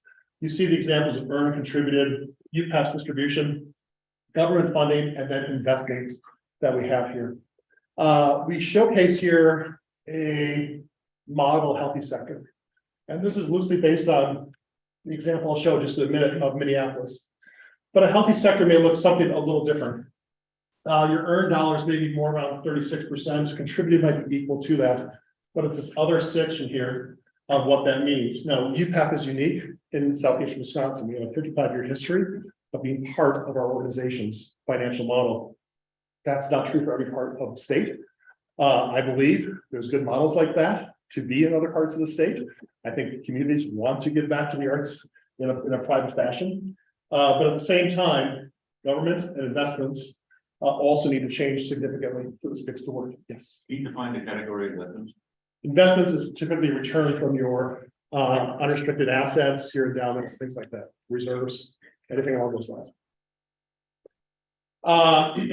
So as we're looking at this right now, our current member unrestricted reserves to this point is roughly around $28 million. 3 organizations of UPATH make up $21 million of that. The endowment add and endowment draw, we are looking at a significant need for our sector. We cannot survive just with what we get annually. Collectively, we need to find additional funds for the long term. This will stabilize the long term for us, but only to a certain extent. We do need to also see this growth of government funding. I'll talk about that in just a minute. Our sector has been well noted, Chad references as well. There have been generous donors for building. Roughly $200 million between the Bradley Symphony Center, Milwaukee Youth Arts Center, that is the home for First Stage and Milwaukee Symphony Orchestra, the Mount Carter Center for Dance for the Milwaukee Ballet, and of course what we're seeing here at the Milwaukee Rep. Our community, from a private standpoint, has said yes to the arts, yes to placemaking, yes to what it does as a catalyst for other development in our community. But how do we sustain this long term? And what's happening here now, we might be able to sustain a few, but this is a city of more. We're building better in this community. We're building better across the entire state. The fact that we have the Republican National Convention coming to this community in 2 years is a statement that Milwaukee is on the map, and that should have a halo effect across our entire state as well. So with this, how do we get to this healthy model? Here's an example of what I want to share. Now, the reason I'm using Minneapolis is, and George, correct me if I'm wrong here, they're in the top number one. Yes. One, yeah, okay, I was gonna say top 5, but number 1. 34 cents per capita. It is significant. How does that translate to their leading institutions? So we look at the leading institutions of in Milwaukee here, between the Milwaukee Rep, Fullerton Opera, Guadalupe, and MSO. This is data from 2019, pre-COVID. That's turned our reference points at this time. So as we look at the Guthrie Theater, for instance, this number, 4.6% of their overall revenue mix, $800,000 coming from government grants, mostly from the state. The Milwaukee Rep receives a combination, city, state, county, $80,000, 1/10 of that. Yet they are a larger institution, making a greater impact in their community than what we see at the Guthrie. Florentine Opera, again, Minneapolis Opera is larger, There are some reasons for that, most notably. Some of the investment returns that they receive from their endowments, which are fairly significant. Excuse me. Milwaukee Ballet, we're privileged to have a much larger ballet company. As you can see, in Minneapolis area, it is a very small mix of their arts opportunities. And then the MSO is very much on par with the Minneapolis Orchestra. A little slightly smaller from that perspective. But again, one of the main reasons they are is that we have government grants of about $1.2 million coming to the MSO, of which right now they receive somewhere in the neighborhood of about 120,000. So with all that being said, my other example here is endowment and investment revenue. We see large amounts that do come in to the sector. It's very important for the long term. We haven't had that. Wisconsin, Milwaukee goes back to the founders of businesses, as Jared was just saying. Those businesses being bought, not that new business coming in terms of corporate leadership. That money's been invested many generations ago, and it wasn't invested in long-term assets. It was invested at the moment in facilities and structures and operations. We have not built up the same asset structure as places like Indianapolis, Cincinnati, Detroit. Much different reality. So all that is our future here, what we're facing. We can be like Minneapolis. In fact, we are. We can be better if we have the right funding mix for the long term. And that's the question that we're facing. How do we get there? The messaging point has already been raised. How do we collectively do this to focus on how the arts are a driver of economic growth, as well as people choosing to live in these communities? I have more comparisons, but I'm not going to go through that right now in the interest of time, about other cities in the Midwest. What you see, and I'll just briefly say, we have this in Milwaukee. Pick two that you don't want, because that's Indianapolis. That's Detroit. That's Columbus. We have it here. Those cities don't. And I believe we don't want to go back to what those institutions are and those locations are. So with this, we talked about fundraising, which was a great question. So what's happening? So the United Performing Arts Fund has been doing fundraising for a very long time. And we have a mix of fundraising, predominantly through two main sources. Workplace giving, thanks to those companies that are based here in Milwaukee and encouraging that support locally, as well as our own corporate support to the arts. We have had a significant loss as people went into their home environments. They changed their routines. They were not collectively together. They were not sharing the support that they were doing, why the arts are important to them. They were not going to the arts. We know we're 2 times more likely to get support when people are in seats, and that is not happening. So as we've seen, this is our last 10 years, we cannot be sustainable with trend lines that look like this. These are top companies that support the United Performing Arts Fund. You see in the hundreds of thousands of dollars of what those numbers are. And at the end of the day, 10 years with the cost of inflation, the other needs that these organizations have continued with the growth, as Chad has referenced, has not kept pace with where we are. Part of that is also the number of people we have in our community.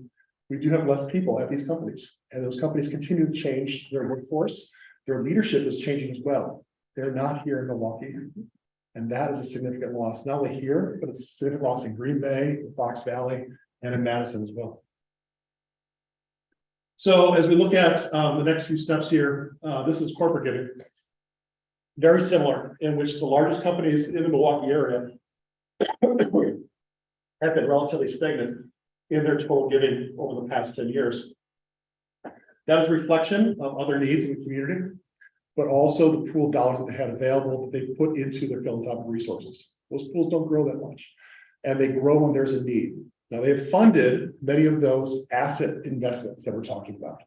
The things like the Bradley Symphony Center, the Baumgartner Center, this facility. At the same time, though, we need to operate those facilities for the long term. And this is the core of what we have for our community. So again, if we do not see this trajectory change, we are going to lose dollars and we're going to lose organizations. This also puts more pressure on the fact of us needing more of that public support. So the question goes to our largest businesses. Are they part of the solution for the long term? Are they going to be part of our conversation with public sources as well? Be part of that sort of grass house movement to say we need both. We're contributing more, and we need the state and the city and county to contribute more as well to get to this place. With that, these are a few more points about how This model, in terms of what I'm saying right now for the arts, is broken. It's not broken for all. I may be very clear that Milwaukee Rep is a standout organization. The leadership that Chad has provided the board has been wonderful and thoughtful and long-term in nature. But that's because the rep is the largest in the state. That is not true for so many other organizations that are just trying to fight through it every day, do what they do, what they've been doing for the last 20 to 30 years. So rising inflation, reduced audiences, significant employee turnover. I can't underestimate this too. Right now, amongst our member organizations of UPATH, half of them do not have a development director. Almost half of them don't have a finance director right now. There are people who are leaving and executive directors. If you have 5 organizations without executive directors as well, they are leaving the industry. They're burnt out, they're frustrated, they don't know what's next, and they can find a better path outside of the arts. These are people with 20, 30, 40 years of history and experience, and they're leaving. And we don't find people who can replace them. Why? Because we're paying well below anything else in the private sector. That's our reality. So this mix of public long-term asset growth and increased organizational operating contributions is core. If we want to have an ecosystem, a cultural ecosystem that we can be proud of for the next 50 years, this is our moment to start looking at that. And I would say this is not only true for Milwaukee, I'm sure it's true for the rest of the state as well. But this is the type of conversation we need to collectively have and work towards, so that mix of all those assets can be doing some good for the long term.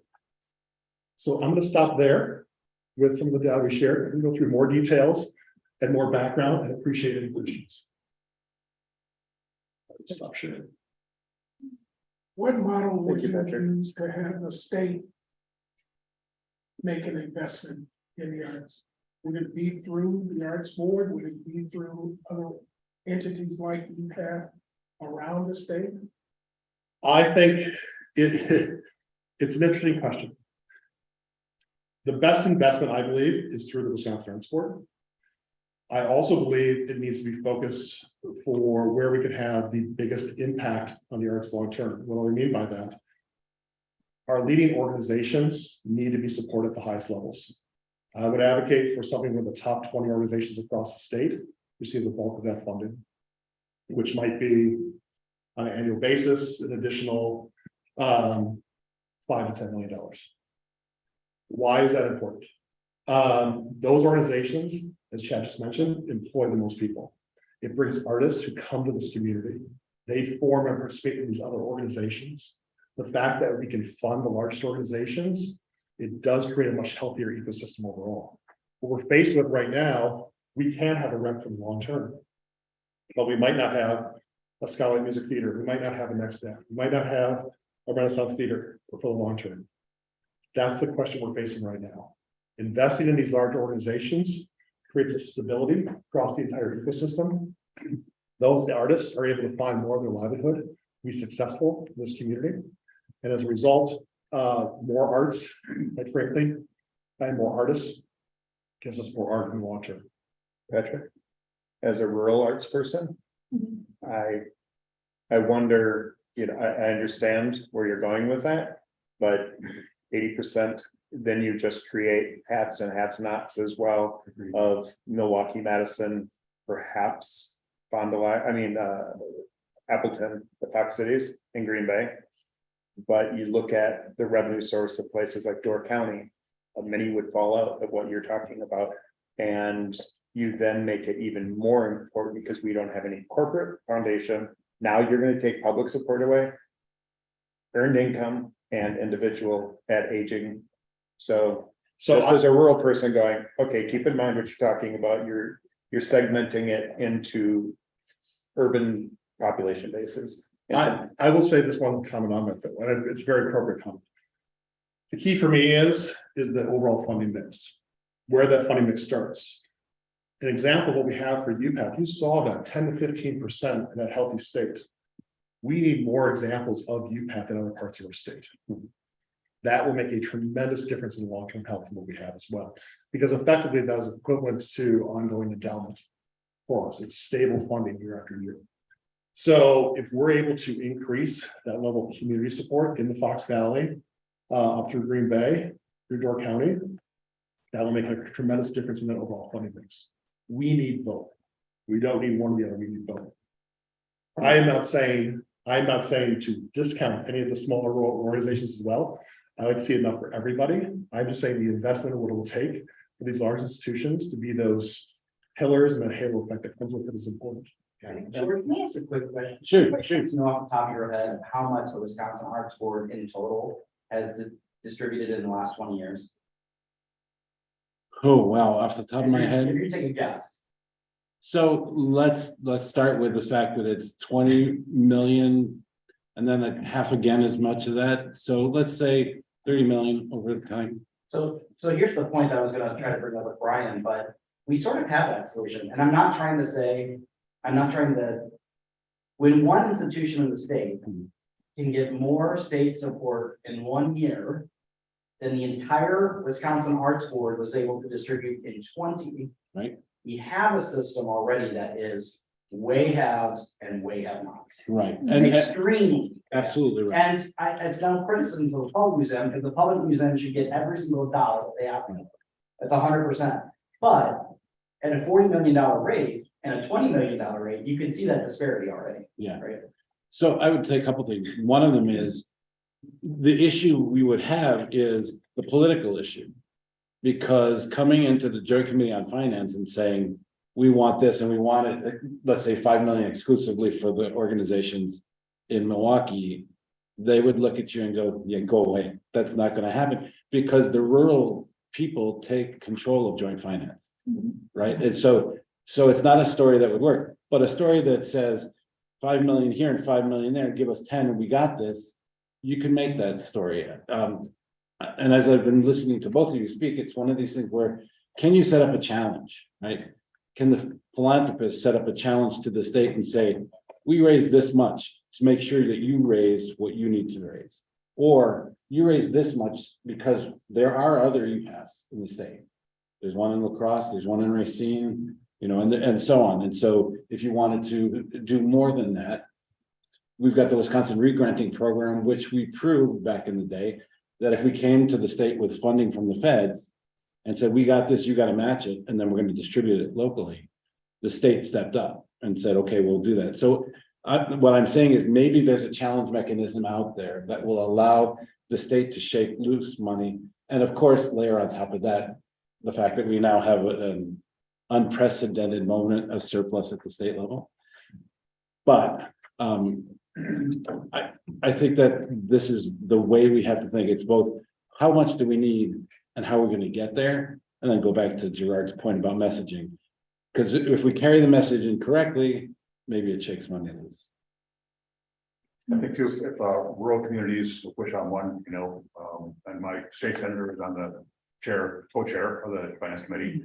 If there were more impact in our communities that people could see, there'd be more, it'd be easier for constituents to put a little more pressure on them because they would see the real impact within our communities, which we certainly get some now, but I think it's lost in the rural communities, like what's all this, it's all over here on the east side of the state.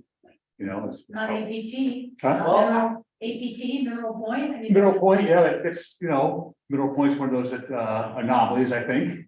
But I gotta tell you that APT was one of the representatives that I needed to call about the 1310, and he could care less. Oh, they know.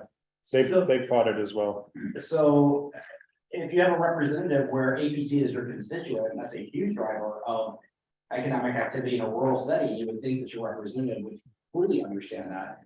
And that was a very frustrating phone call for me to make because there was no understanding. Right. We had Howard Markline down here, including for fundraising, and Howard sat on the board for Frank Lloyd Wright Foundation. Yes.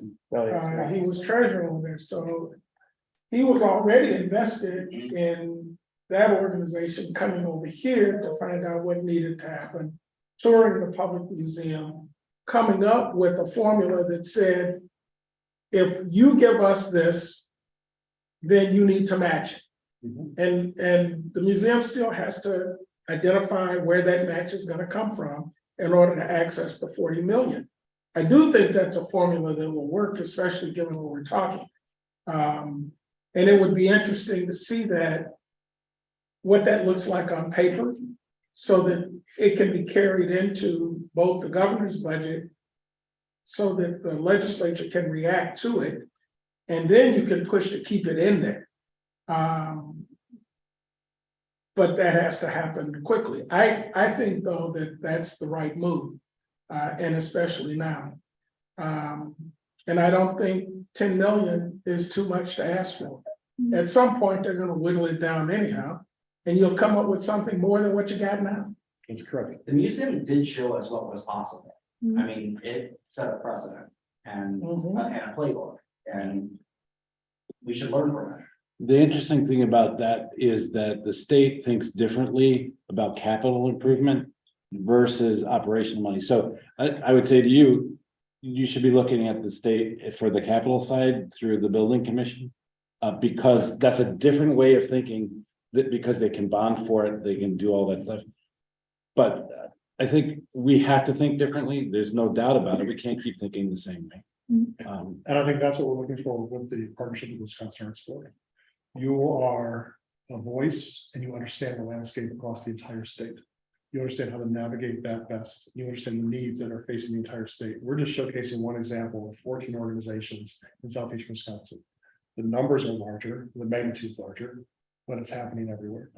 So I believe this is our time to build towards that. And I think it is a solution that needs to be collective in our power to do so. Otherwise, we will be having the same conversation 10 years from now, and we'll have missed this moment in time. All right. Thank you, Patrick. Thank you.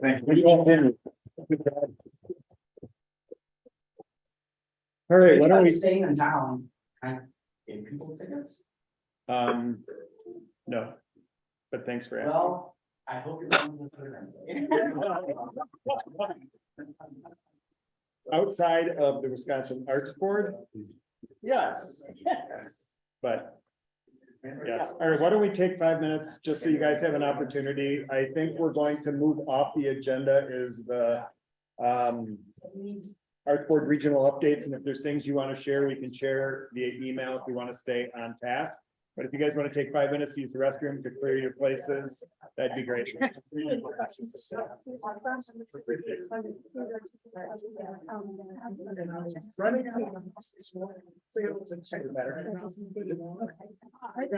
It's because you are sitting in this room. As a Wisconsin Arts Board.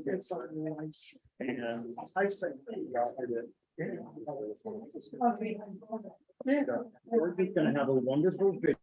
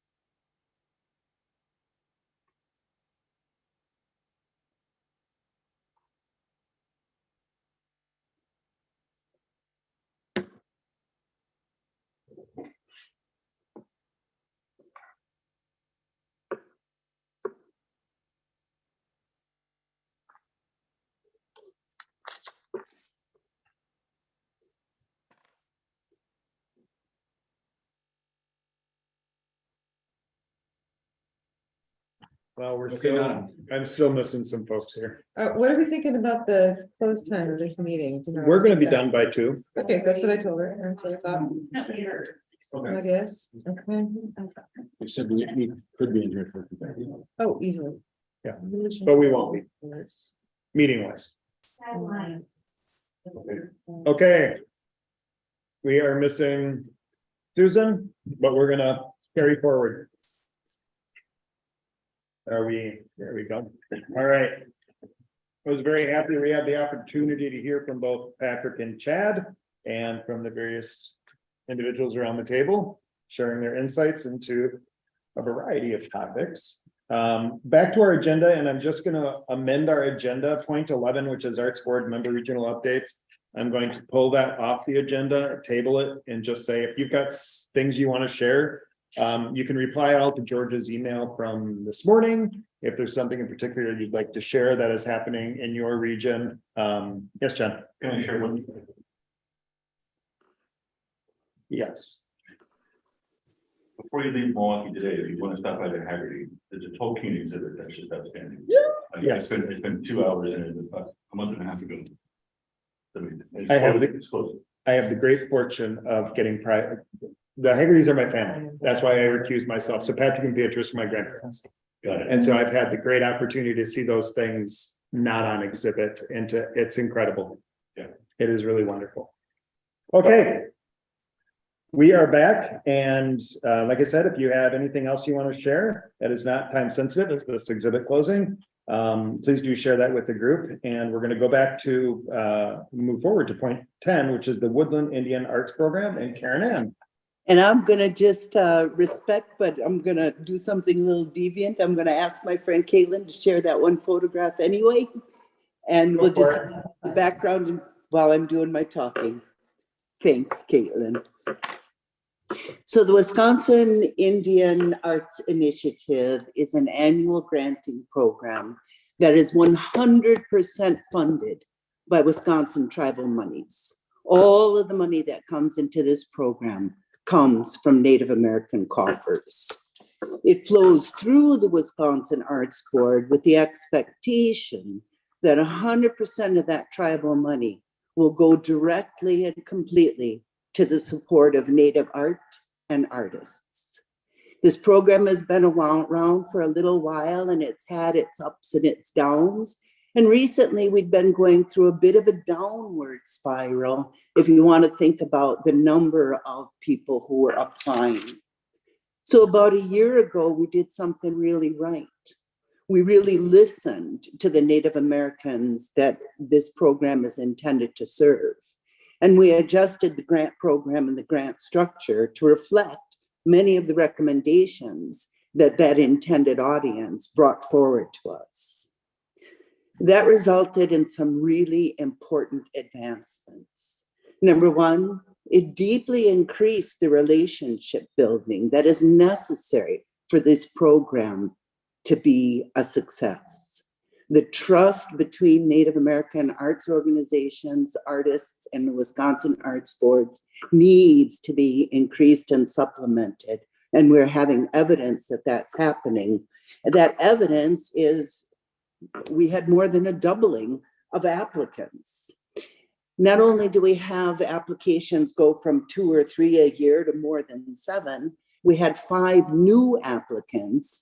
And of one of the repeating applicants, they actually changed the kinds of things that they're looking for support for, so that we're really broadening the ways that this tribal money is being used to support Wisconsin's Native artists and arts organizations. I'm very, very proud of that.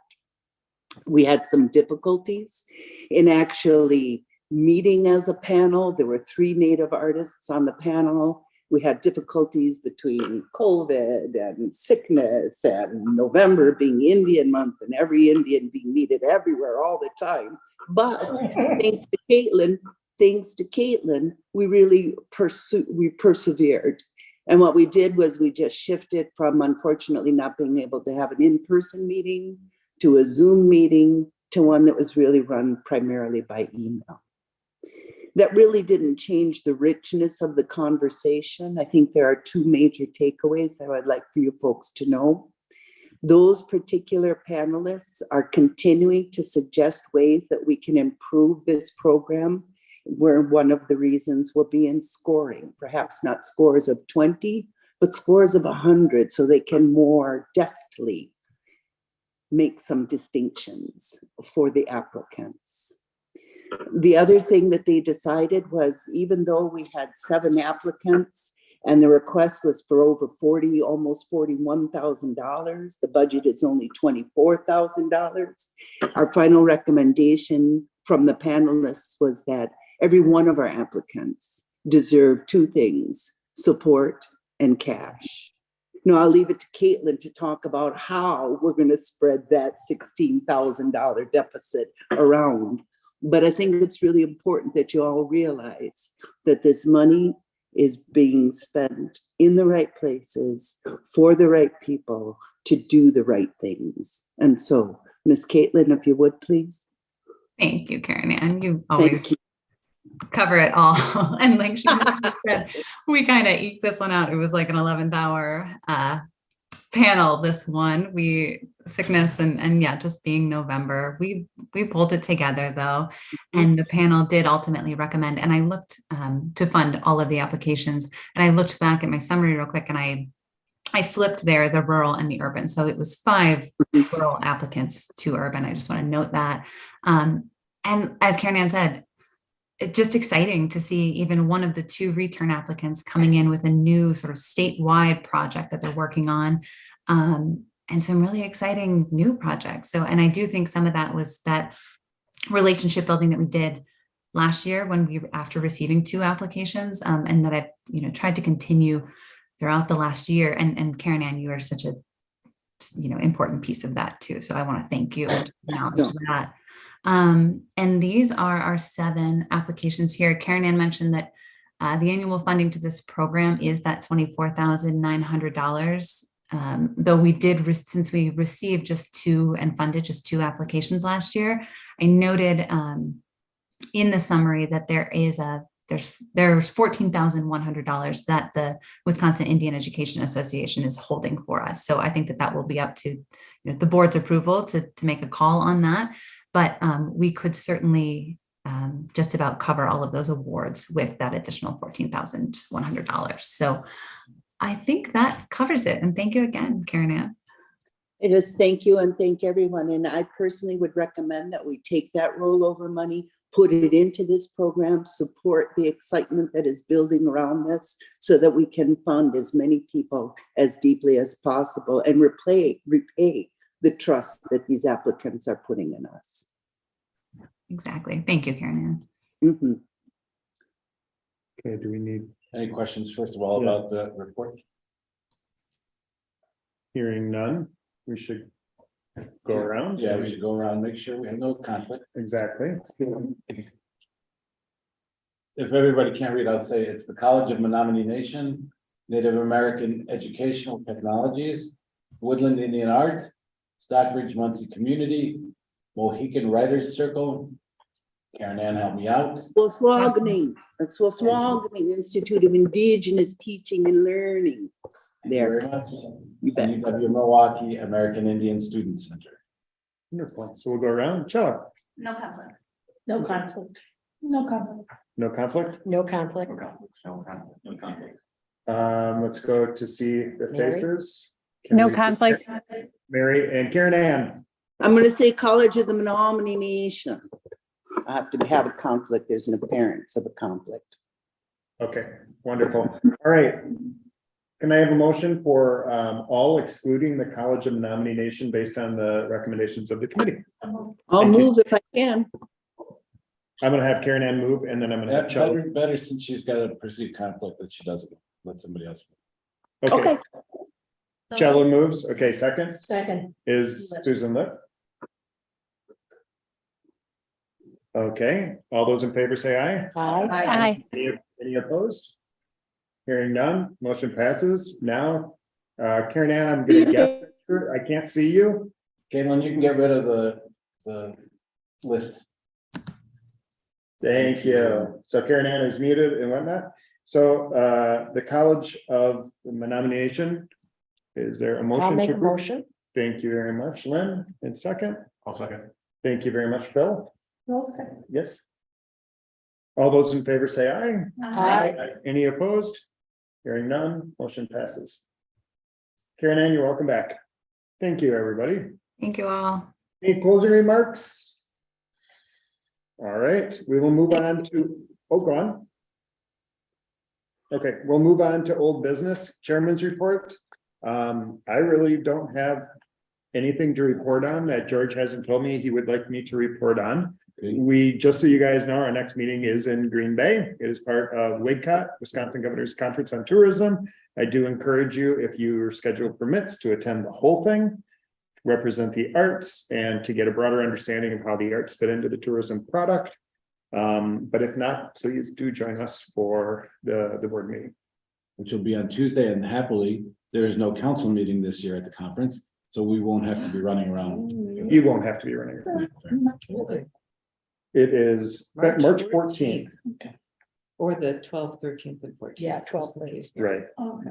Before I start my report, I want to ask the question about the December meeting next year. I think the staff would seriously recommend that we don't try to do this on December 1st, because it's right up against getting Thanksgiving and all of the panel meetings. I'm wondering if December 15th is a possibility. So that's 2 Fridays after that. Hopefully it avoids your big thing. Yours is on the 8th. Our big things on the 8th, other things happen, but I think if it's a Friday, it could work. All right. So I know the 8th is the first day of Hanukkah. Is that the last day of Hanukkah? The 13th? Hanukkah doesn't really have. Pardon? Hanukkah's not a big deal. Okay. I mean, so. We always avoid every holiday. Yeah, it's. Somebody always tells us to do it. It's important Jewish holiday there is. I totally understand, but some people will. May have plans. Wait, totally, okay. yeah, so we can look at that. We often consult. I the have Jewish meetings calendar. during Passover, which is a. We'll lot double harder. check. But as long as it works for everybody, save that issue. Say that as well. Yeah, Okay. it's fine. Because that's just gonna make this kind of reporting that we did today with putting lists on the wall and all that stuff. It'll make You're it so much talking January. December December 15th. of 03. 15? Yeah, Milwaukee. And who knows what our 50th anniversary task force will have us be doing by that point. Exactly. The only party, the only part of my report I want to just say, it's a miracle. Perfect time. As always, we want to congratulate the staff for getting all of this stuff in front of you and. Absolutely. Yeah. I'll just note that in this last period of time, I've spent a lot of time with Arts Midwest. Because I wear so many hats now with Arts Midwest, the State Arts Agency Director, serving on the board of Arts Midwest, serving on their finance committee, et cetera. It's been a very interesting time. But the most important thing I did in this period was that I was asked by the executive director to put together a presentation for the staff and for the Board of Arts Midwest to explain the history of the relationship between the RAOs, they call themselves, the regional arts organizations, and the state arts agencies. And so to really make the point, especially for Arts Midwest, because there's a lot of new people, how integral the state agencies are to their very existence. Arts Midwest, as a regional arts organization, has 9 states. Those 9 states not only pay dues themselves to that group, but they also are part of the calculations for their partnership agreement with the NEA. So if there are 9 of us, they get 9 chunks of money to go towards their partnership. If there are 9 of us, they get 9 chunks of money to go towards their presenting. So if they look at the state arts and they say, well, you know, they're paying us a little bit of money, but no, we're integral or central to the work that they do. And that was a very crucial point that they needed to understand, not only the staff, which is all many new people, but the board. And I'm happy to say that they said to me, both staff and board, you know, I've been here a long time and I didn't know some of this stuff.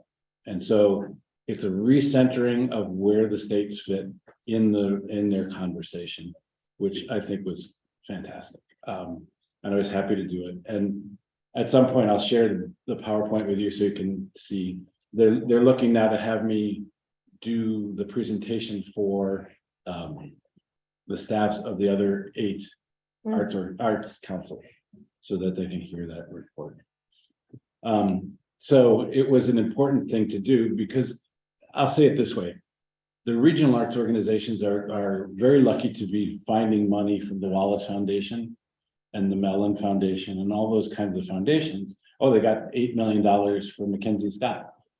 All right, so they got a lot of money. And when you look at that amount of money and you look at the membership dues, you say, well, the states are becoming less relevant because look at all this money we have over here. But the answer is no. The core partners are the 9 states. And there's this money to serve the people of those 9 states. So, as I say, it was an important message to deliver. And the other part of that is to say that we work in a different environment, because some of the staff and some of the board members of Arts Midwest are like, well, we need to really go down the road and do some things as activists. And we had to point out to them, we serve within authorizing environments of government. And while we may all agree that where they want to go is important, if a member in Wisconsin who doesn't agree that's where we should be going, finds out we're paying dues to Arts Midwest and doesn't like what Arts Midwest is doing, they could say to us, pull that money. So it is important for the staff, especially at Arts Midwest, to know they can't just do whatever they want, but they're in service to organizations. As one of my colleagues said, we are not arts agencies working in government, but rather we are government agencies working in the arts. And it's a hugely different thing. So anyway, that's longer than we needed, but it was a really important moment. Is that a presentation you would share with our board? That's what I was saying, yeah. There are 2 ways, possibly they recorded the one for the staff. So if they'll give it up, happy to do that. Otherwise, as one of the other suggestions is to do it in a way that's recorded, that it could be just given away to people to read. So if we do that kind of recording, we can serve that one as well. Wonderful. Yeah, maybe part of the board orientation down there. Yeah, well, it's going to become part of Arts Midwest board orientation, for sure. And staff orientation for that matter. All right. I do have a question under Chairman's report. Yes, Mr. Chairman. And I'm asking you at the board meeting, but because I've led on to it a couple of times about you need to watch this video. Don't they have to by year end complete the paper, complete Yes. the ethics? Okay, so do you want to let them know what might be coming to them in email? Yes, so coming, there are, in fact, I haven't done mine yet. And I got 2 of them. I did 2 of them. We're like a week late. Yeah, but we basically One of them's trickier than the other. Every year, the state of Wisconsin now sends out to different videos so that you know how to use your cell phone and your email, et cetera, as it relates to state service, right? So it helps you think about, oh, should I be putting this in writing or should we be using this on my phone? So you get a better sense of that. What's the other one? I It's can't public remember. records, so the one George is talking about is public records, and the other one is understanding conflict of interest and receiving value for this meal, the tickets, Chad. So they're the two videos. So we all do this. Yes, I just did it. then you're clear, because I Yeah. did them with the per tourism, because I serve on two committees, so I've done it already. But I know that everyone needs to do it. Somehow the system didn't show. Yeah, it will overlap for you, so you'll be fine. Matt Wallach has the same issue. He does it for Department of Health. If you haven't gotten this email, then I have to go back to DOA and make sure it gets pushed out. Yeah, because I got it through Chelsea. Chelsea Bentley had sent it out to tourism. You'll get it. We'll get it to you. And please do it right away. Don't sit on it. When you get the email, it's gonna take you, 15 minutes. no, it's gonna take you about 45 minutes. One's longer than the other one. And we've never had to do, this is the first time I had to. Normally, it's just, public records. What constitutes public records, and you will be quizzed. And the public records one's easy, the other one, they throw trick words in there. I still passed. Well, and the staff gets to do an active shooter one, so I Yeah. had one more for us. Yeah. So those will be coming, and when you get them, please do them. All right, is there any new business to bring to the board? Hearing none. Is there a motion to adjourn? I'll make a motion to adjourn. Is there a second? Second. Chella, okay, we are adjourned. Thank you, everyone. Thank you. Thank you. for Spending your time with us. Thank Suppose I you. should Be looking at this when I say thank you for the time you spent with us today. How did the owl work for you guys? Did it work okay? Very well. Thank you. Yeah. Thanks for organizing everything. Yep, much appreciated. Thank you. All right, thank you, guys. Your word. All right, see you. Great. Hi, everybody. Thanks, Caitlin. Thanks, everybody. Bye.